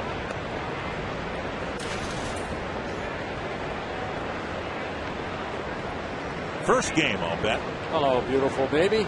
This baby will grow up knowing nothing but outdoor baseball. Here's a drive to left. Delman Young is there, has to leap at the end to make the catch, 1 away. Blackburn gets a ground ball out and a line drive out. 2 gone in the 7th for Martin Prado. Yeah, so far Blackburn has been able to get 6 ground ball outs, 7 fly ball outs. I'll go along with his 5 strikeouts. Blanco hitting this ball sharply the other way. Delman Young, see that ball carrying a little bit further maybe that he anticipated. Kind of backpedaling, jumping up to get that second out. Prado takes one up and in. It was Prado who sliced a double down the right field line with 2 outs in the 5th. And then Brooks Conrad backed that up with another double, and the Braves had a brief 2-1 lead. Yeah, 92 pitches for Nick Blackburn. As you saw Brian Dempsey starting to loosen up. Up and in, and then down away on the corner, 1-1. See, this is a Nick Blackburn that in the month of May, he pitched just like this. You know, he had 2 rough outings on the road, 1 in Seattle, 1 in Oakland. Toward the hole, backhanded by Plouffe. Safe at first. A delayed call by Brian Runge. And that'll bring Ron Gardenhire out of the dugout. Boy, he looked like he was out right there. Plouffe kind of had to play a deep short right there. Almost looked like a changeup going across the infield. Don't know if he had a good grip on that ball or not. Now Prado gets down that line pretty quickly. And Plouffe right here, the ball kind of had a little bit of hang time, but it sure looked like Justin got that foot on the bag, kept it on the bag before the runner could get there. Yeah. Ooh, boy, that's a tough call. You know, regarding the throw, I was counting the hops. There were 3 bounces in the grass that has to be wet, even though it is not raining now. We've taken quite a bit of rain since they took the tarp off. It may have impacted Plouffe's grip on the ball a little bit. A 2-out single, and here's Brooks Conrad, who drove in a run with a double off the fence in right field his last time up.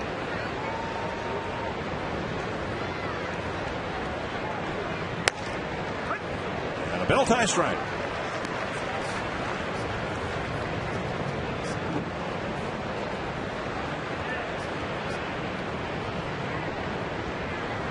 Blackburn again very good at holding off on runners. Prado only 1 stolen base in 4 attempts. 1-1. Remember the other night that Carl Pavano started here. We were talking about his previous outing in Seattle where he was about 1.8 going home. And Blackburn, one of those pitchers, he's in that 1.1 to 1.3 range. Because he does a good job of holding that runner on. He'll give you different looks once he comes to that set position. And then that slide step home is about 1.1, 1.3, somewhere in there. That's why he's so difficult to run against. Prado with just 1 steal in 4 tries. And that is from once he releases the ball to Joe Mauer, and I think it's about 2 seconds. They figure that a catcher can release the ball and throw it to second base to hopefully get that runner out. Now see, Blackburn a different pitcher than Pavano, only because Blackburn's a little quicker with his upper torso, where Pavano is a little slower with the upper torso because he really concentrates on keeping that left shoulder in. Where Blackburn with that slide step, a little quicker home. Off the into the bat, and a roller to Punto, and that'll end the inning. Good seventh inning for Nick Blackburn. Couple of runs allowed through 7. Jason Kubel will lead off the home half of the 7th in a tie game.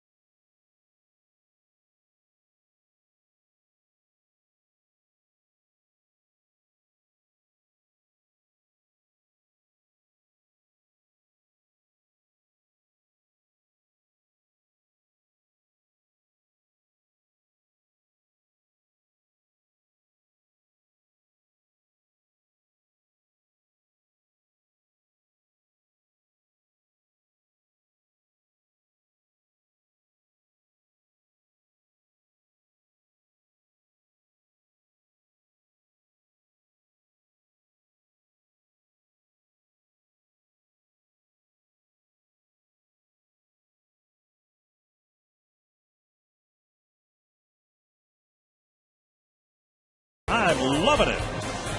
By Toyota. Visit your local Toyota dealer today to take advantage of special summer savings on Toyota's full lineup of dependable vehicles. And by Quest high-speed internet. Get blazing fast speeds that won't burn up your wallet. And if you'd like to play along with us, so to speak, you can text your vote for the Arby's Value Player of the Game. Text the word value, followed by a space and the player's name to short code 234234. Delman Young with nearly half the votes so far. He'll hit here with Kubel leading things off and taking outside ball 1. It'll be Kubel, Young, and Harris. Well, Derek Lowe's pitch count very good at 70 pitches. 44 have been strikes. 10 ground ball outs, only 3 fly ball outs. Check swing, no, and it's 2-0. How would you contrast Tim Hudson and his pitching style to Derek Lowe's? Tim Hudson is at 6'1". Derek Lowe's about 6'5", and their mannerisms are a little bit different. Tim Hudson is a driver off of that back rubber, where Lowe is more of a taller pitcher that comes more straight over the top. Hudson's more of a grinder, and I think Lowe is more, of course, he's got that great sinker, but so does Tim Hudson. He's got that great split finger. 2-1 to Kubel.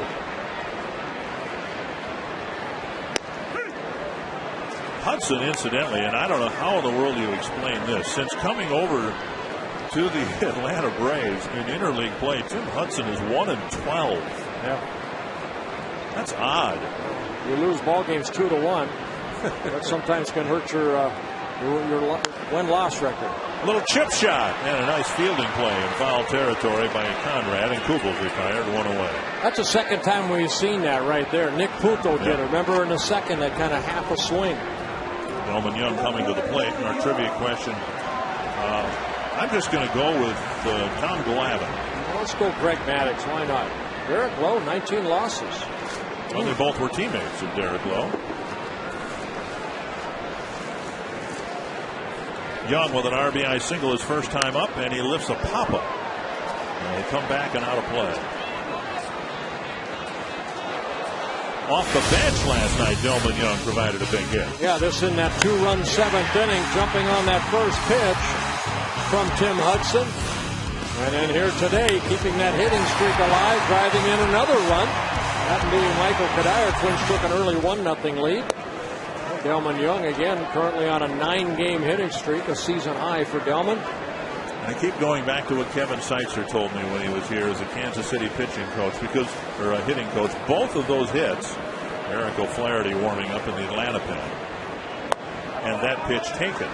But the two run-producing hits were both breaking balls down and away, and Kevin Seitzer said, that was the pitch we always got Delman Young out on, and now he's shorter to the ball. That's Kevin Seitzer's term, not mine.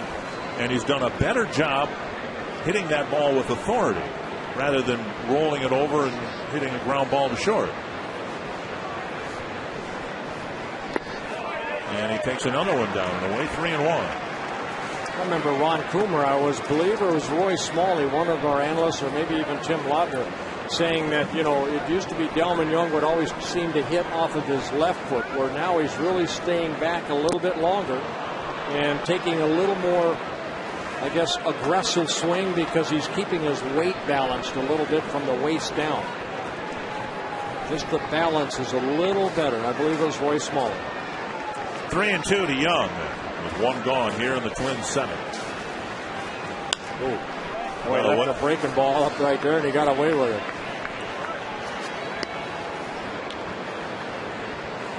Again, folks, this young man, only 24 years old, Delman Young. Already in his 5th season at the major league level, his 3rd with the Twins. Only Justin Morneau's driven in more runs for the Twins than Delman Young. And he takes a walk. And a good walk. And another another sign. Another area of improvement for Delman Young. He only walked 12 times last year. That's his 14th walk this year. So he's aboard with one out. That'll bring Brendan Harris to the plate. At some point, it's got to shake loose for Brendan Harris. He's not a 300 hitter, but he's not a 158 hitter either. He came in this year a career 267 hitter in almost 1,500 at-bats. And this isn't somebody who's 37, 38 years old. He should hit where he has hit for a number of years. And he needs one of those little duck things to fall in.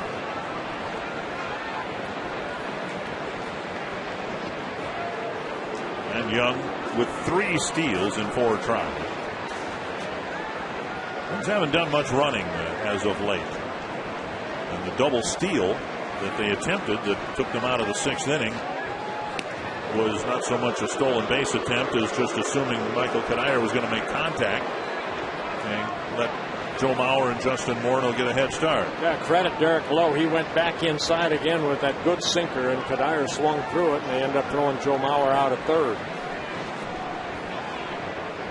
Harris pops it up down the right field line. And Prado makes the catch out number 2. And before Nick Punto comes to the plate, reminder to join us Tuesday night for a special edition of Twins Baseball. Joe Nathan will be in the booth to join us as our guest analyst. He'll be a part of our broadcast all night long, giving us his baseball insight. He's the guest analyst with the Twins hosting the Rockies Tuesday at 6:30 on Fox Sports North. Good. We need some good baseball insight. They did a nice job when he was up here just for a couple of innings. And sure did.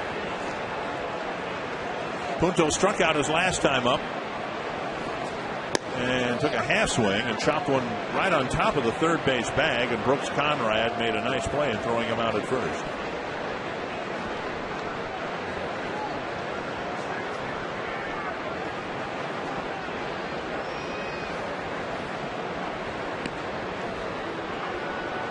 Now you've got Punto, who is a singles hitter. He doesn't have a lot of power. You've got a guy who can steal a base at first.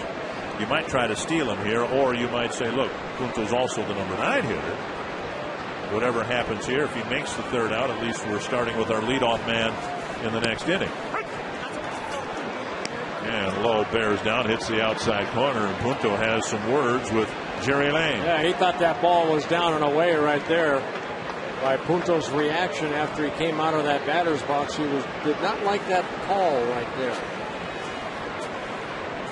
He struck out his last time up on a fastball about belt high away. They pitch out thinking that Young might take off, 1-2.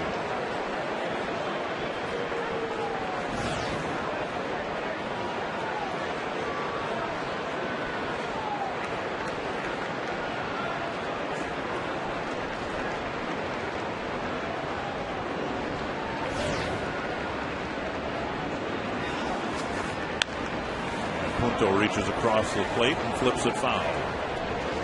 Still 2-1 at Comerica Park in the bottom of the 6th. Pittsburgh leading the Tigers. A low-scoring games between a couple of first-place ball clubs. Take a look at this last pitch right here. Now, Punto, because that ball was, called a strike, he goes out a little bit. Now, if I'm Derek Lowe, I'm going to go hard in right here. But he's going to go back out again. Punto taps it foul. Another crowd of over 40,000. 40,001. Good thing that guy showed up. Twins selling standing room tickets with so much demand to see this first place ball club in this new venue.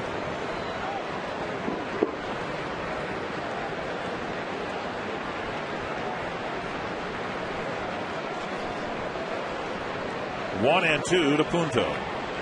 Young goes, and the pitch grounded to short. And the shortstop Escobar stayed put. Instead of covering the bag, the ball hit right to him, and the Twins are done in the 7th.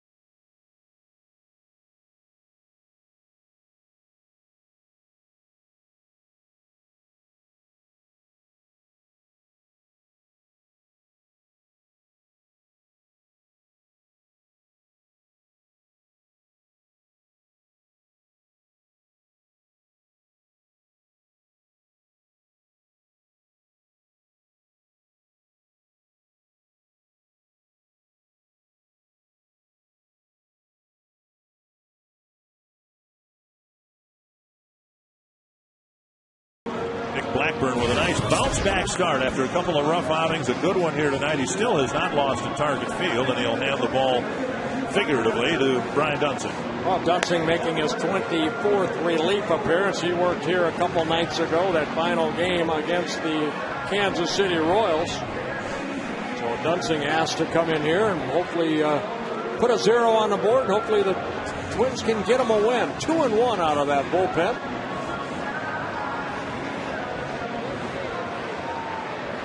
Good job by Blackburn. 98 pitches, 69 for strikes, and you mentioned it, after 2 rough outings on the road, bounced back and pitched a very good ball game. A quality start for Blackburn. Hayward, McCann, and Gloss will face Dunsing here in the 8th inning. Now, see, to me, that's what a quality start should be, what Blackburn did right there. 7 innings, 2 earned runs or less. And Blackburn, that's a good quality start. Instead of 6 innings and 3 earned runs, I'll go you one farther. Here's a pitch taken for ball 2. I'll give up another run.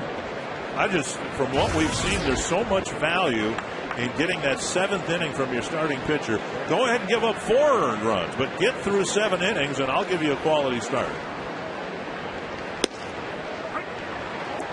I ought to be an agent. Yeah. 4 earned runs is stretching it. That's stretching it. But I mean, just look. I might go one more inning and then 3 earned runs or less. Yeah. But not 4. Now, 2-1 to Hayward. I think we're going to have to argue with Nolan Ryan on that one. I'll let you argue with him. 2-2. But, we've seen it time and time again, that extra inning that a starter gives the bullpen is so valuable, not just in that game, but in the games that follow. Bouncer to short. Plouffe bobbles it, and Hayward will reach. You almost saw that coming right there. He kind of took it on that short hop. He had two choices. He charged the ball nicely, but then that ball kind of came up on him right at the last second. Almost saw this ball coming. Watch this ground ball right there. That little hop right there kind of came up a little bit further. And Plouffe will be charged with an error, his first of the year. 20th error on the Twins. Opponents have committed 39 in games the Twins have played. So now Dunsing will try to pitch around that. McCann, the hitter, he's 1 for 3.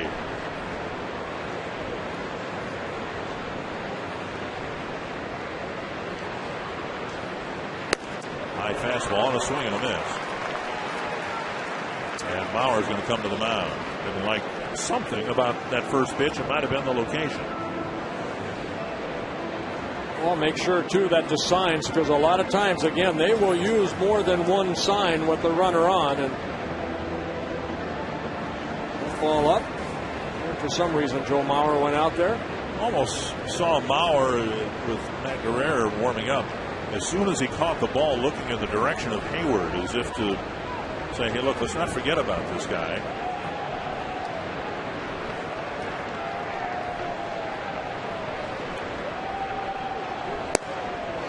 Missing down and in, 1-1.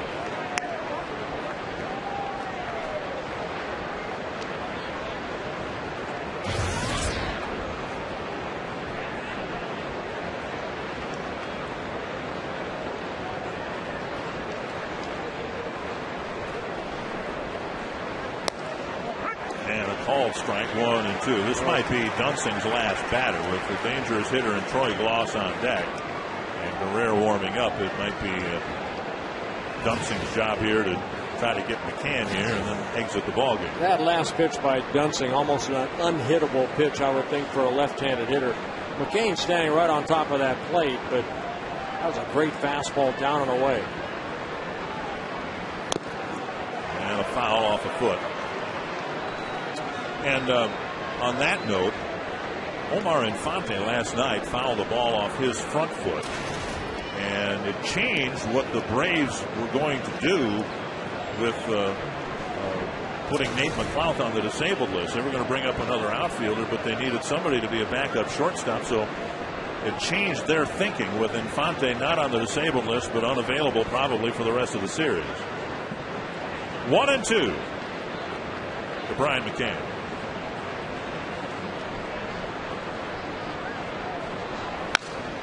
Pop up, chased by Punto, and he gloves it 1 away. And we'll see if the Twins make a move here. Here comes Ron Gardenhire. They'll bring Guerrero in to face Troy Gloss. And Dunsing will leave behind him a runner at first who reached on an error. And we'll tell you about Matt Guerrero in just a moment.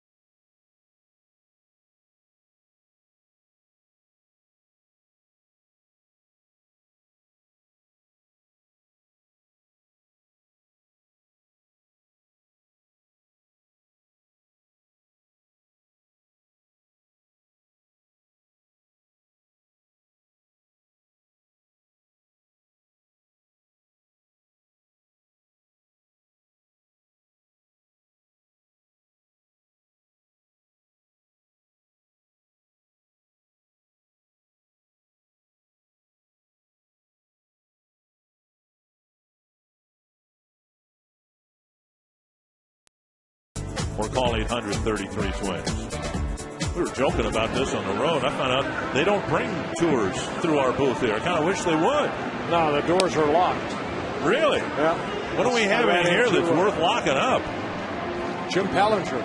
We keep him here. He's here even on the road trip. Yeah, he stays here. Home away from home. Matt Guerrero coming in. You know what's happened here over on this homestand so far? You had Kevin Slowey go 7 innings. You had Carl Pavano go 8. Baker had that short start, 5 innings, but Liriano last night 8. Now Blackburn here 7 tonight. The bullpen pretty well rested. And we'll hope it pays off in a critical at bat here with Troy Gloss, the National League Player of the Month for May, facing Matt Guerrero.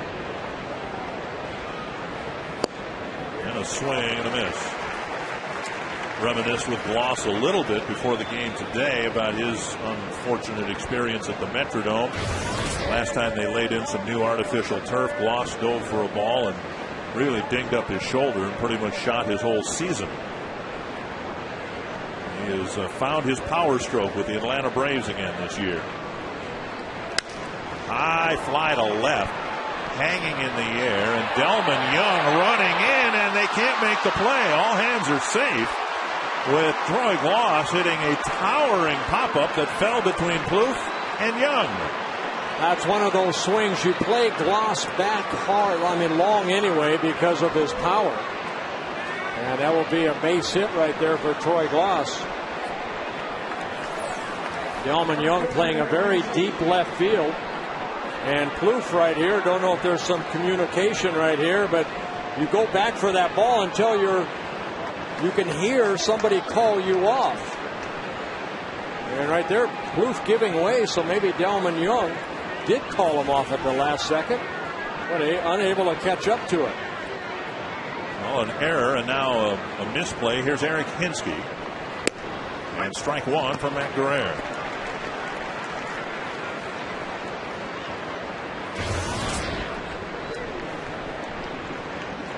That ball was in the air too long not to be caught by somebody. Let's get a double play right here.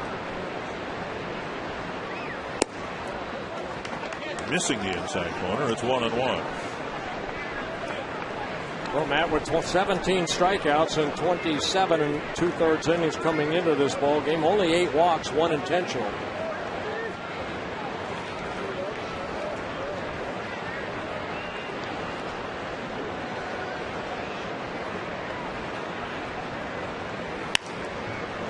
Doink down the left field line, chased by Harris.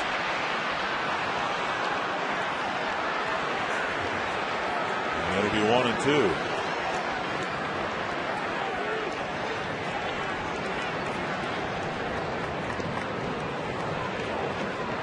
So Hinsky, who's walked and doubled, standing there with a 1-2 count.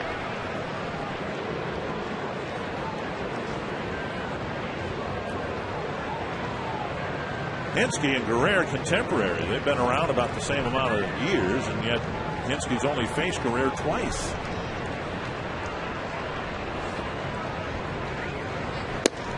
Just missed the inside corner. Tried to steal it with a fastball, but he just came inside. Yeah, Matt's fastball sometimes will come back a little bit. Boy, not missing by much.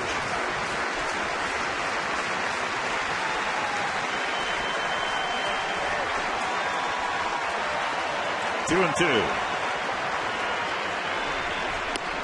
And now a full count. So in a tie game in the 8th inning, the Braves have a threat going. The Twins with some self-inflicted damage here. And Yunel Escobar, the on-deck hitter.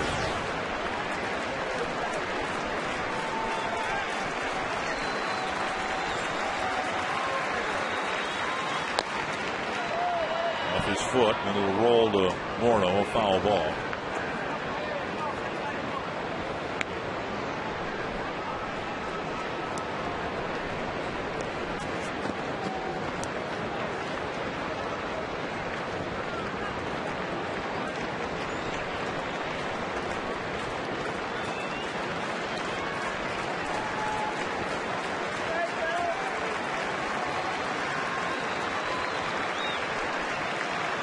Full count to Eric Hinsky. High pop-up. That'll reach the seats.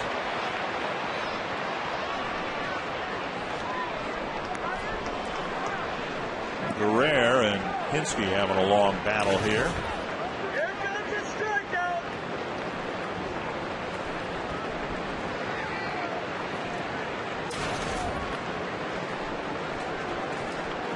He's bounced into 3 double plays and just over 100 at bats.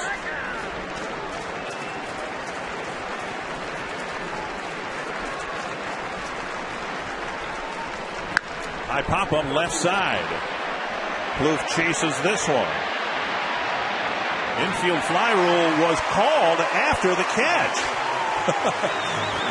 I'm not sure what good that would do. The second base umpire, Mike Winters, stuck his right hand up in the air as the ball was caught.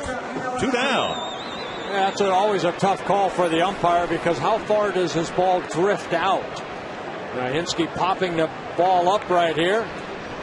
Trevor Plouffe going after it. Hinsky unhappy with that swing. See if we can see the second base umpire. Well, I guess we can't. But honestly, just as the ball was being gloved by Plouffe, Winters called the infield fly rule. So here's Escobar. 2 on, 2 out. Escobar's 0 for 3, a strikeout, and a couple of ground balls to the left side. And strike 1.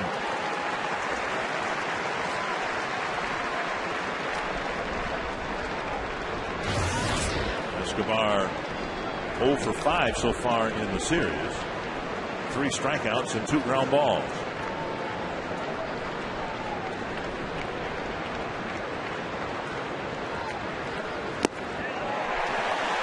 Oh, speed pitch and Escobar, a time zone ahead of it. Yeah, whatever that was, throw it again. I haven't seen Guerrero throw too many straight changes. Is that what that was?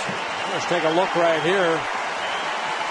Yeah, good changeup, good location right on the other side of home plate.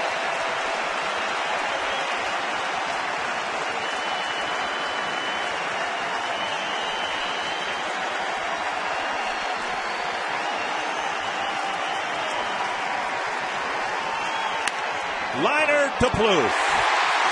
Not the cleanest inning for the Twins, but they get through it. It's still tied at 2.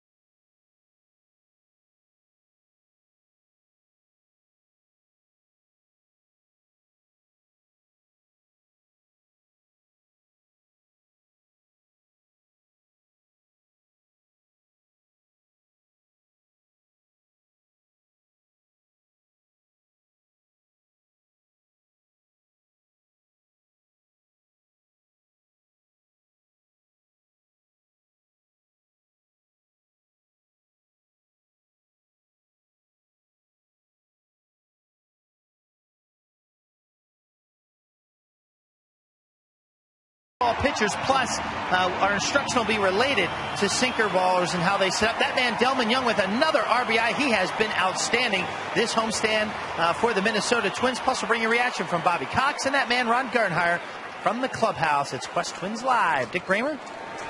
Thank you, Robbie. Denard Span will lead things off for the Twins in the 8th inning. Span started the 6th with a single and later scored the tying run. And he takes outside a ball. Derek Lowe still out there. He hasn't thrown 90 pitches yet. Well, 11 ground ball outs, 5 fly ball outs to go with his 4 strikeouts for Derek Lowe. And Span starts the 8th inning with a base hit.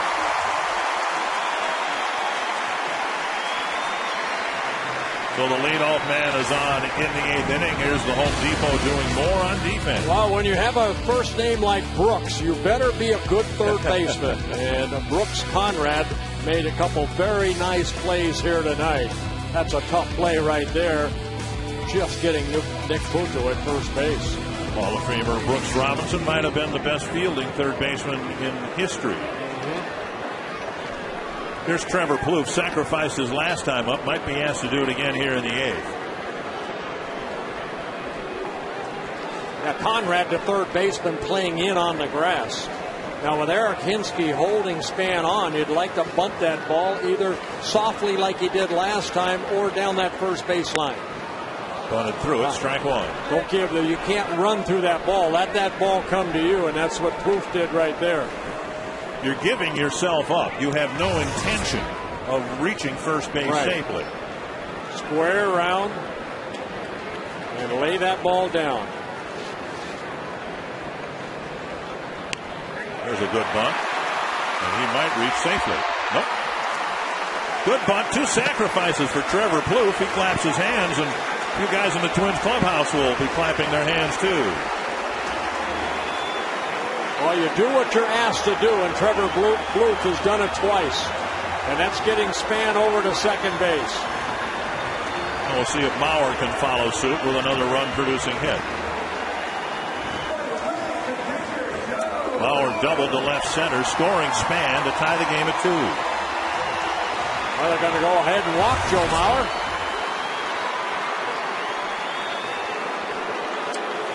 In the 6th inning, they intentionally walked Morneau. Now they're walking Mauer to get to him. Well, it does set up the double play, and again, Lowe with that sinker.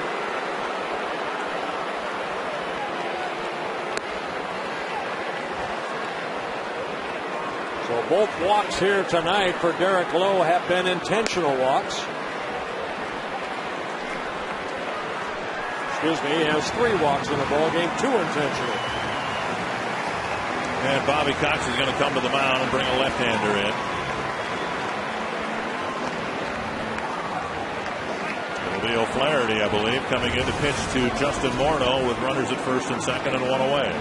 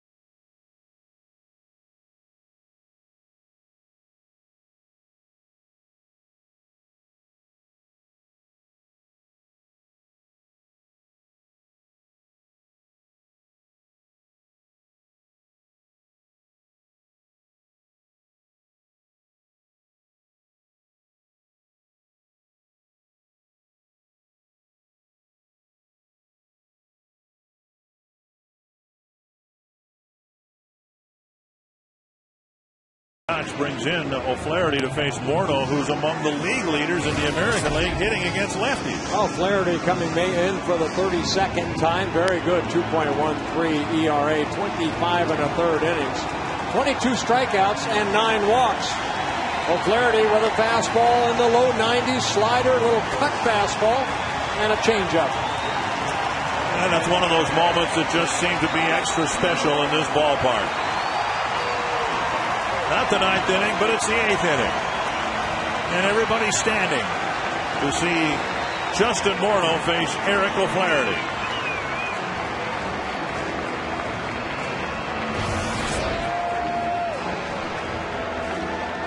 Not bad. He walks about every time he strikes out. I mean, there's walks and strikeouts are even against lefties. Span and Mauer aboard with one away. Just off the inside corner with a low 90s fastball. O'Flaherty in his second season with the Braves came up with the Seattle Mariners back in 2006. Up and down with the Mariners. And now a strike, 1-1.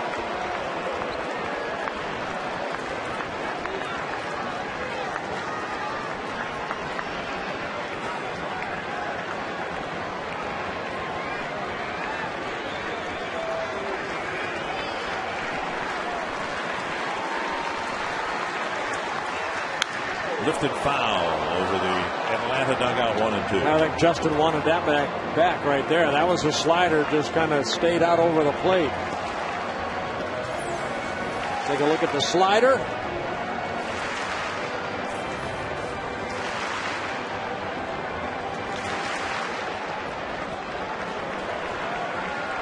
One and two.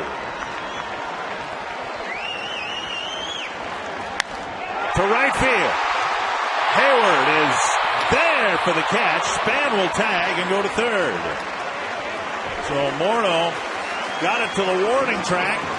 Out number 2 with Span advancing to third. Let's look at a pitch by pitch. Justin Morneau from O'Flaherty. Fastball missed inside, said home plate umpire Jerry Lane. And then the slider that he should have hit right there. And then another fastball that Justin hit sharply. But Hayward catching it on the warning track. So Flaherty got Morneau, but just barely. 2 away, 2 on, and another pitching change here at Target Field.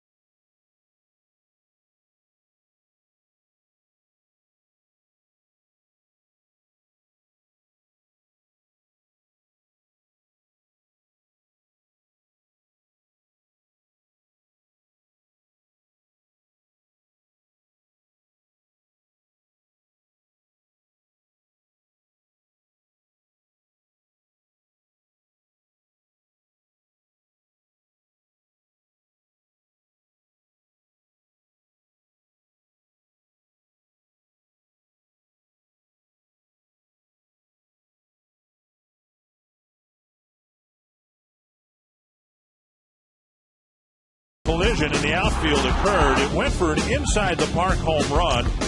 Nate McLeod put on the disabled list yesterday as a result of that collision. But regarding Moylan, it was the first time he'd given up a home run, and it was a flukish inside the park homer in 124 games. Well, Moylan would kind of give you that sidearm delivery, making his 33rd relief appearance. Good fastball in the mid-90s, a hard slider and a changeup. And Kanayer with a double and a run scored so far tonight. Runners at first and third and 2 away. And that Floats outside, ball 1.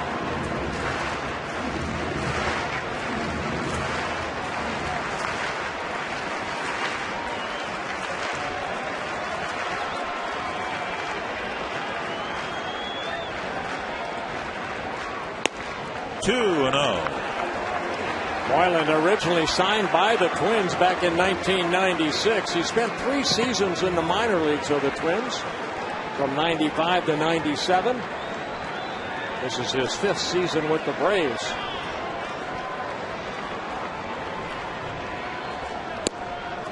And that one bends over for a strike.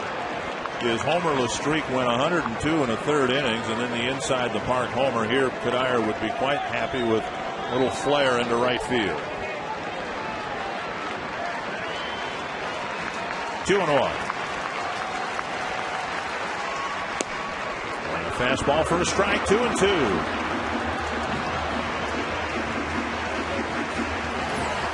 Well, 3 straight sliders, and then he throws the fastball.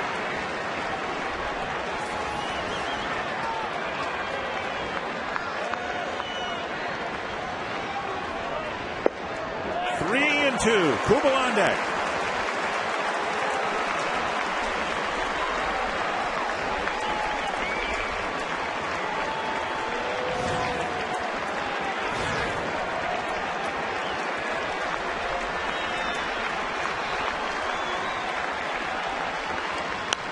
Yeah, Cuddyer just got a piece of it. Of course, Mauer off with the pitch from first base. And it went back to that slider right there. Moylan last year 87 games appeared in for the Atlanta Braves, making his 32nd appearance here in the Braves' 63rd game.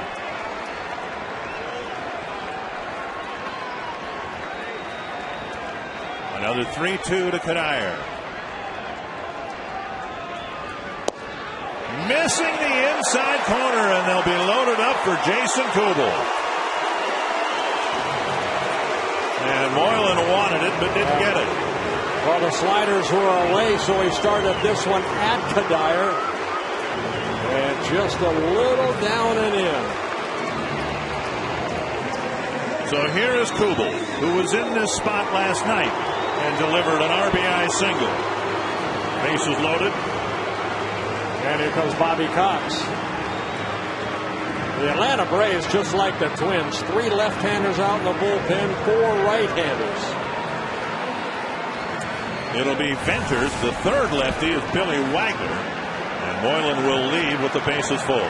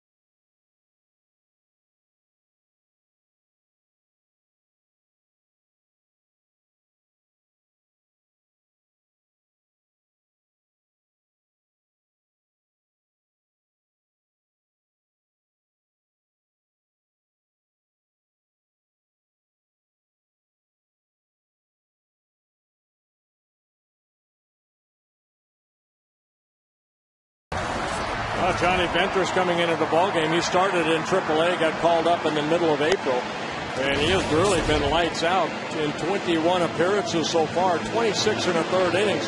He's allowed only 17 hits.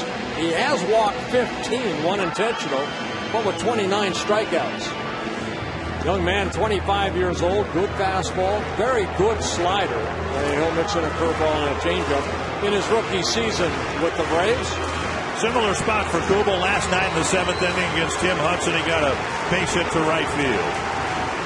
And again afterwards said he's finally learned that in situations like this, all the pressure is on the pitcher. He's just looking for a pitch that he figures he's going to get during the at-bat, something he can drive. And don't miss it. And don't miss it. There's strike one. There's the slider right there. Very tight, quick slider. Venter starting him off with that slider. Good location, down and away. One strike to Jason Kubel. McCann has to dig one out. 1-1. Tigers have taken a lead on Pittsburgh, 3-2. It's now on the top of the 8th.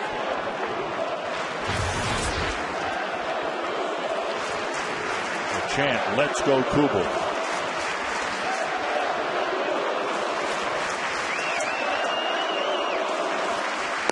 Out in front of an off-speed pitch, and it's 1-2. They went back to the slider, so 3 straight sliders so far from Venters. And another good pitch down in the strike zone.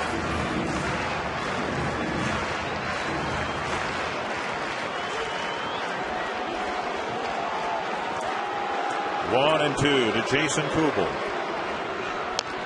Got a piece of it.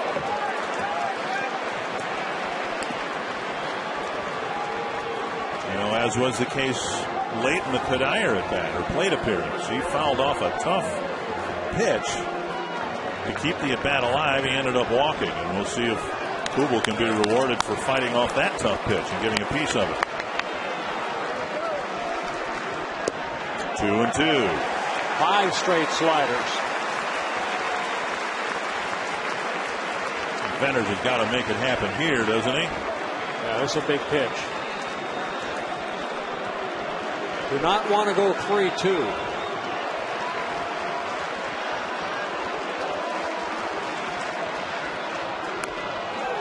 Did it hit him or the bat? The bat finally got a fastball, and it was high and tight. Well, all the sliders and then the fastball. Actually got the bat when Kubel was trying to hold up.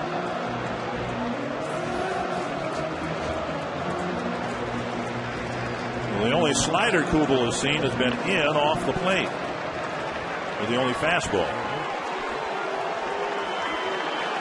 Another 2-2 to Jason Kubel. And another slider tap foul.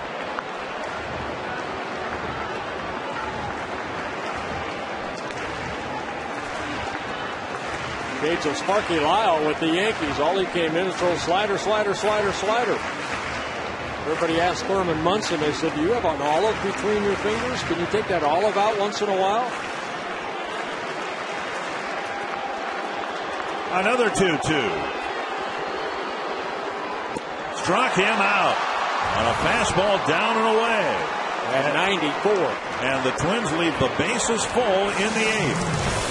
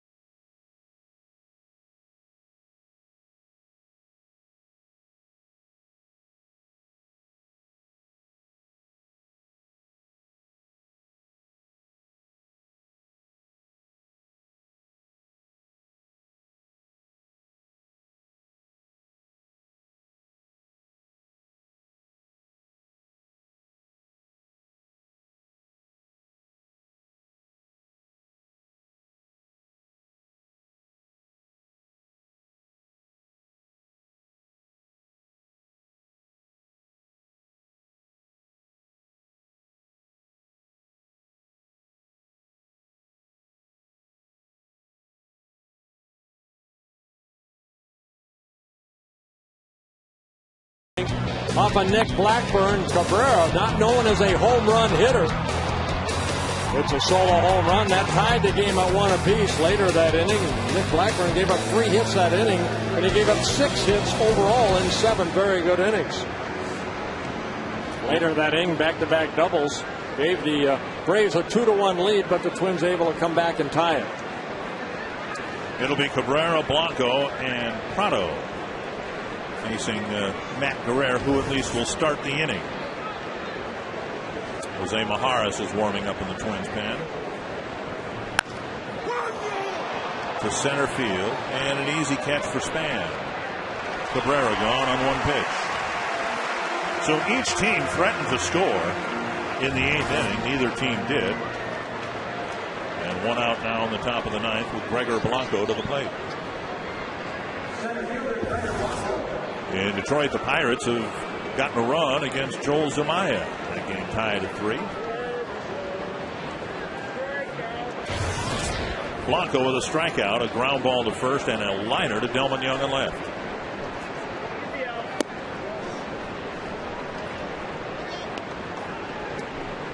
One and 0.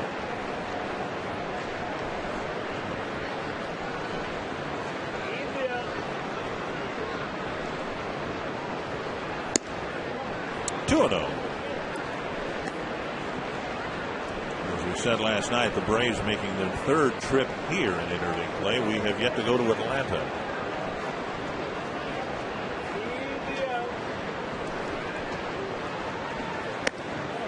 (3-0) to the number 9 hitter. Yeah, Braves first came to the Metrodome back in 2002. Then they came back again in 2007. And there's Bobby Cox in his last year of manager.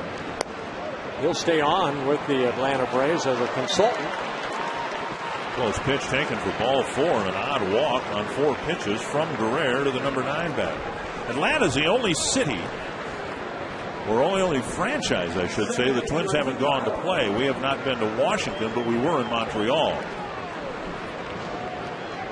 So the interleague schedule just hasn't brought us around to Atlanta yet. Here's Martin Prado. Prado with a couple of hits, a double in the 5th, and an infield base hit in the 7th. Runner goes, and the pitch line to left. Blanco rounds second, on his way to third, and he'll reach. And third base umpire Hunter Wendelstedt pointing at Trevor Plouffe as if to say, look, if the runner hadn't made it, I was going to call interference. So first and third, 1 away here in the 9th inning. Well, a little hit and run put on right here, and Prado gets his 3rd hit of the ball game, lining it into left field. And Blanco with good speed right there. Well, I don't know. You can see Wendelstedt pointing to the shortstop, but if anything, the runner initiated contact with the fielder. Pitching change with the Braves threatening in the 9th.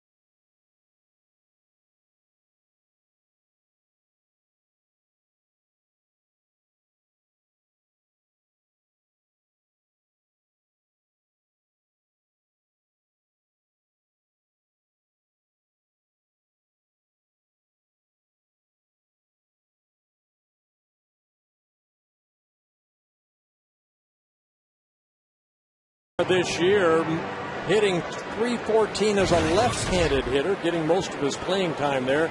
0 for 5 as a right-handed hitter, and that's why the switch had been made. Jose Majaras coming in, making his 16th appearance. Twins need a strikeout right here. And Conrad is 0 for 5 with 3 strikeouts as a right-handed batter. Yep. So we'll see if Majaras can get the job done here and get the Twins out of trouble in the ninth.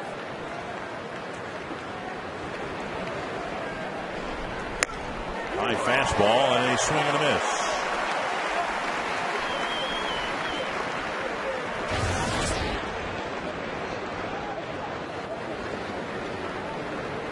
Of course, Conrad looking for something up that he can lift to the outfield for a sacrifice fly. Squeeze play and it'll work. And Majaras won't get an out.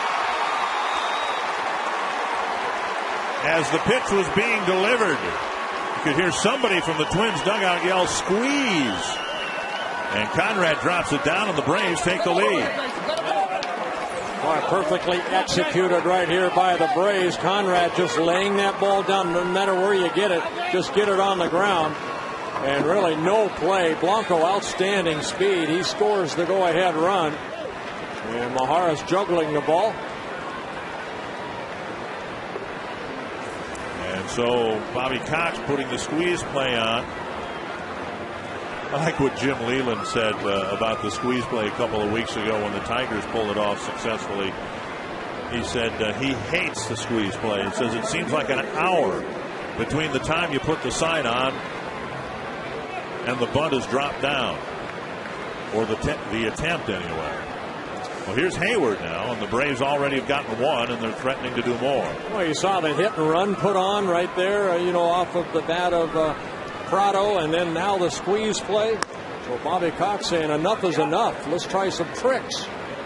Let's get these boys moving.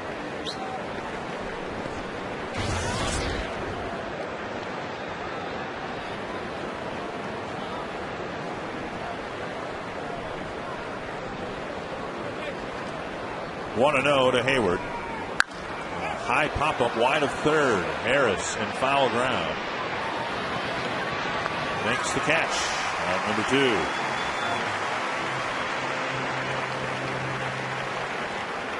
A base hit given Conrad on the bunt. Now a pop up for out number 2. Conrad getting his second RBI of the ball game. He had an RBI double in the 5th.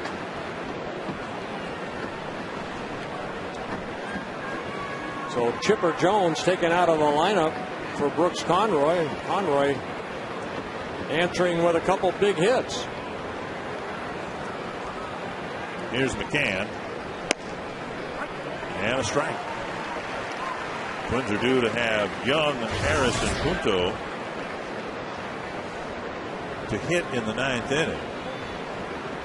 Billy Wagner's been warming up for the Braves. The Twins have Jim Thome, but of course he's a left-handed batter. And called strike 0-2. A walk to the number 9 batter. There's Wagner.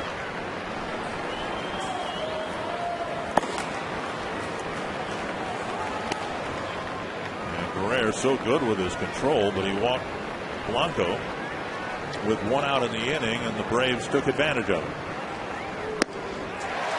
And that ends the 9th inning. But a walk, a hit and run, and a squeeze play put Bobby Cox and the Braves back on top.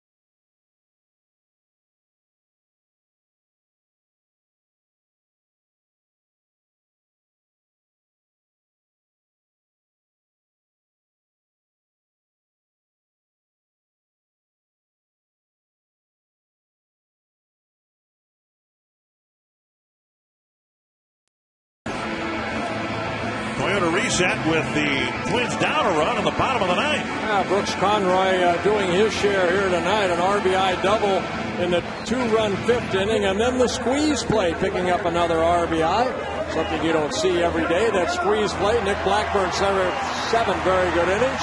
Derek Lowe, 7 1/3 of very good innings of pitching.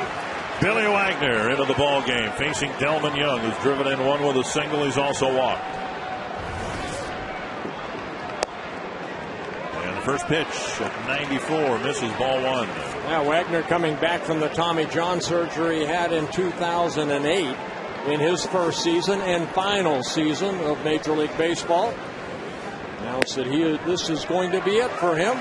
395 saves in his career.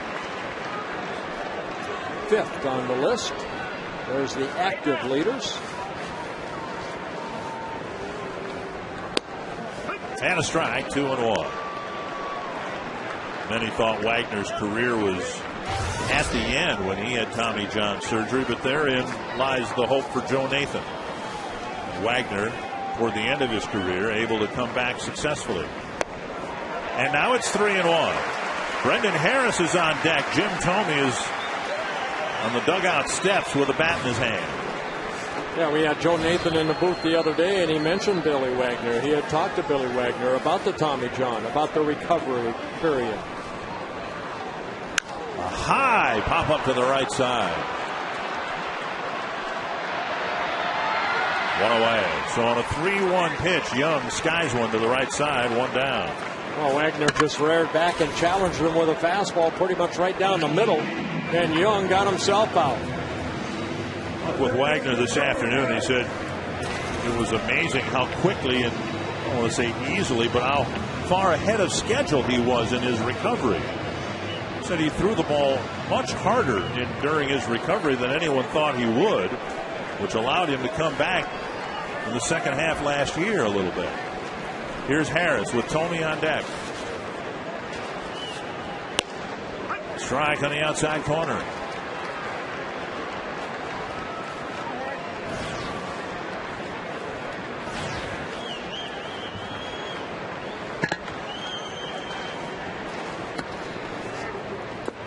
Down and in, 1-1.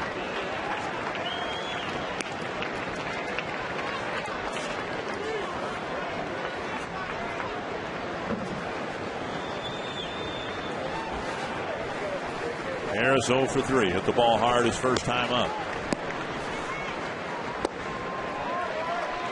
Wagner, even though he got Young, fell behind him 3-1, and now it's 2-1 to Harris.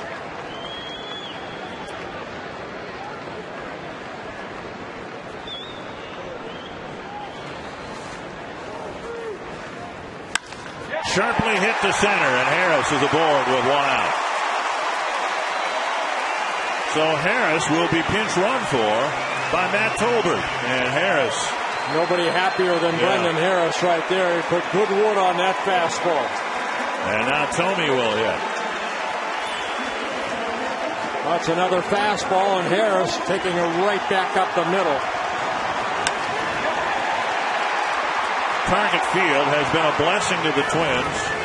Fans have fallen in love with it, yet there's not been that christening moment, that walk-off home run. We've had a walk-off wild pitch and a walk-off sacrifice fly. Thome takes down and away, ball 1. It will come at some point, and it might come here.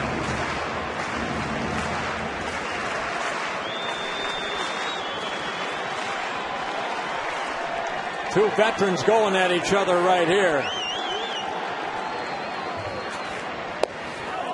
And now he falls behind Thome, 2-0 with Span on deck. Wagner at 38 years old, Thome at 39.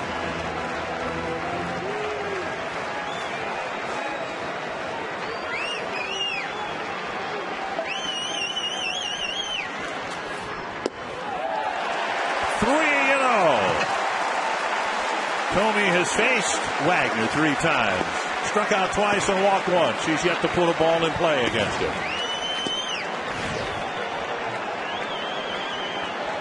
guy like Thome, you might give him the green light right here. At the knees, 3-1.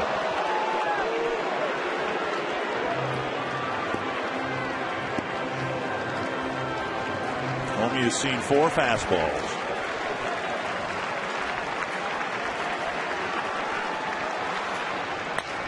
Chopper right side. Tolbert is retired. And Thome will reach on a fielder's choice.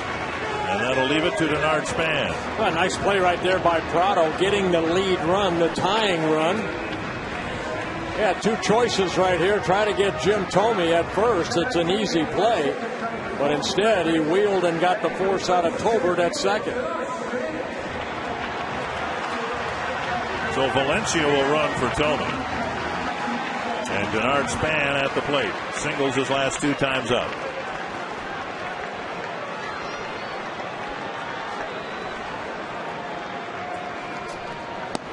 Strike. He threw Thome a couple sliders to fall behind. That's the first slider he's been able to get over for a strike.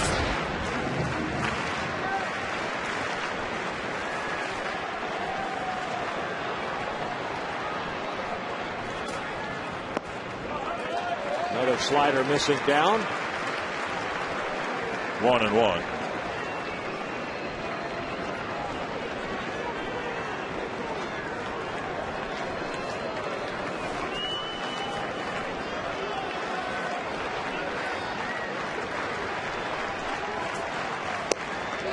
Check swing and a close pitch taken for ball 2. 2-1. Yeah, 3 straight sliders to Span.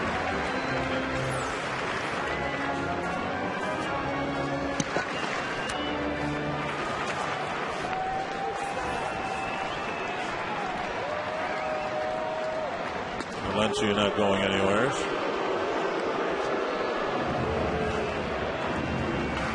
Surprised the Brave outfield isn't playing any deeper. This is clearly one of those no doubles situations here.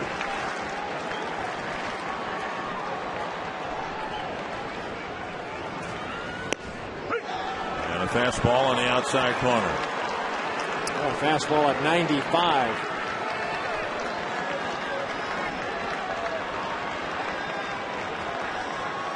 Span trying to get an extra base hit. To find a seam in the outfield. 2-2. Busted bat and a little dribbler to second. Prado flips, and the Braves win a 1-run ball game. So the Twins pull out a 1-run win, 2-1 last night, and tonight's game goes to Atlanta 3-2. Yeah, good job by the bullpen of the Atlanta Braves. But Brooks Conroy, a late addition to the lineup, comes in, gets an RBI double in the 5th inning, and then right here a squeeze in the top of the 9th.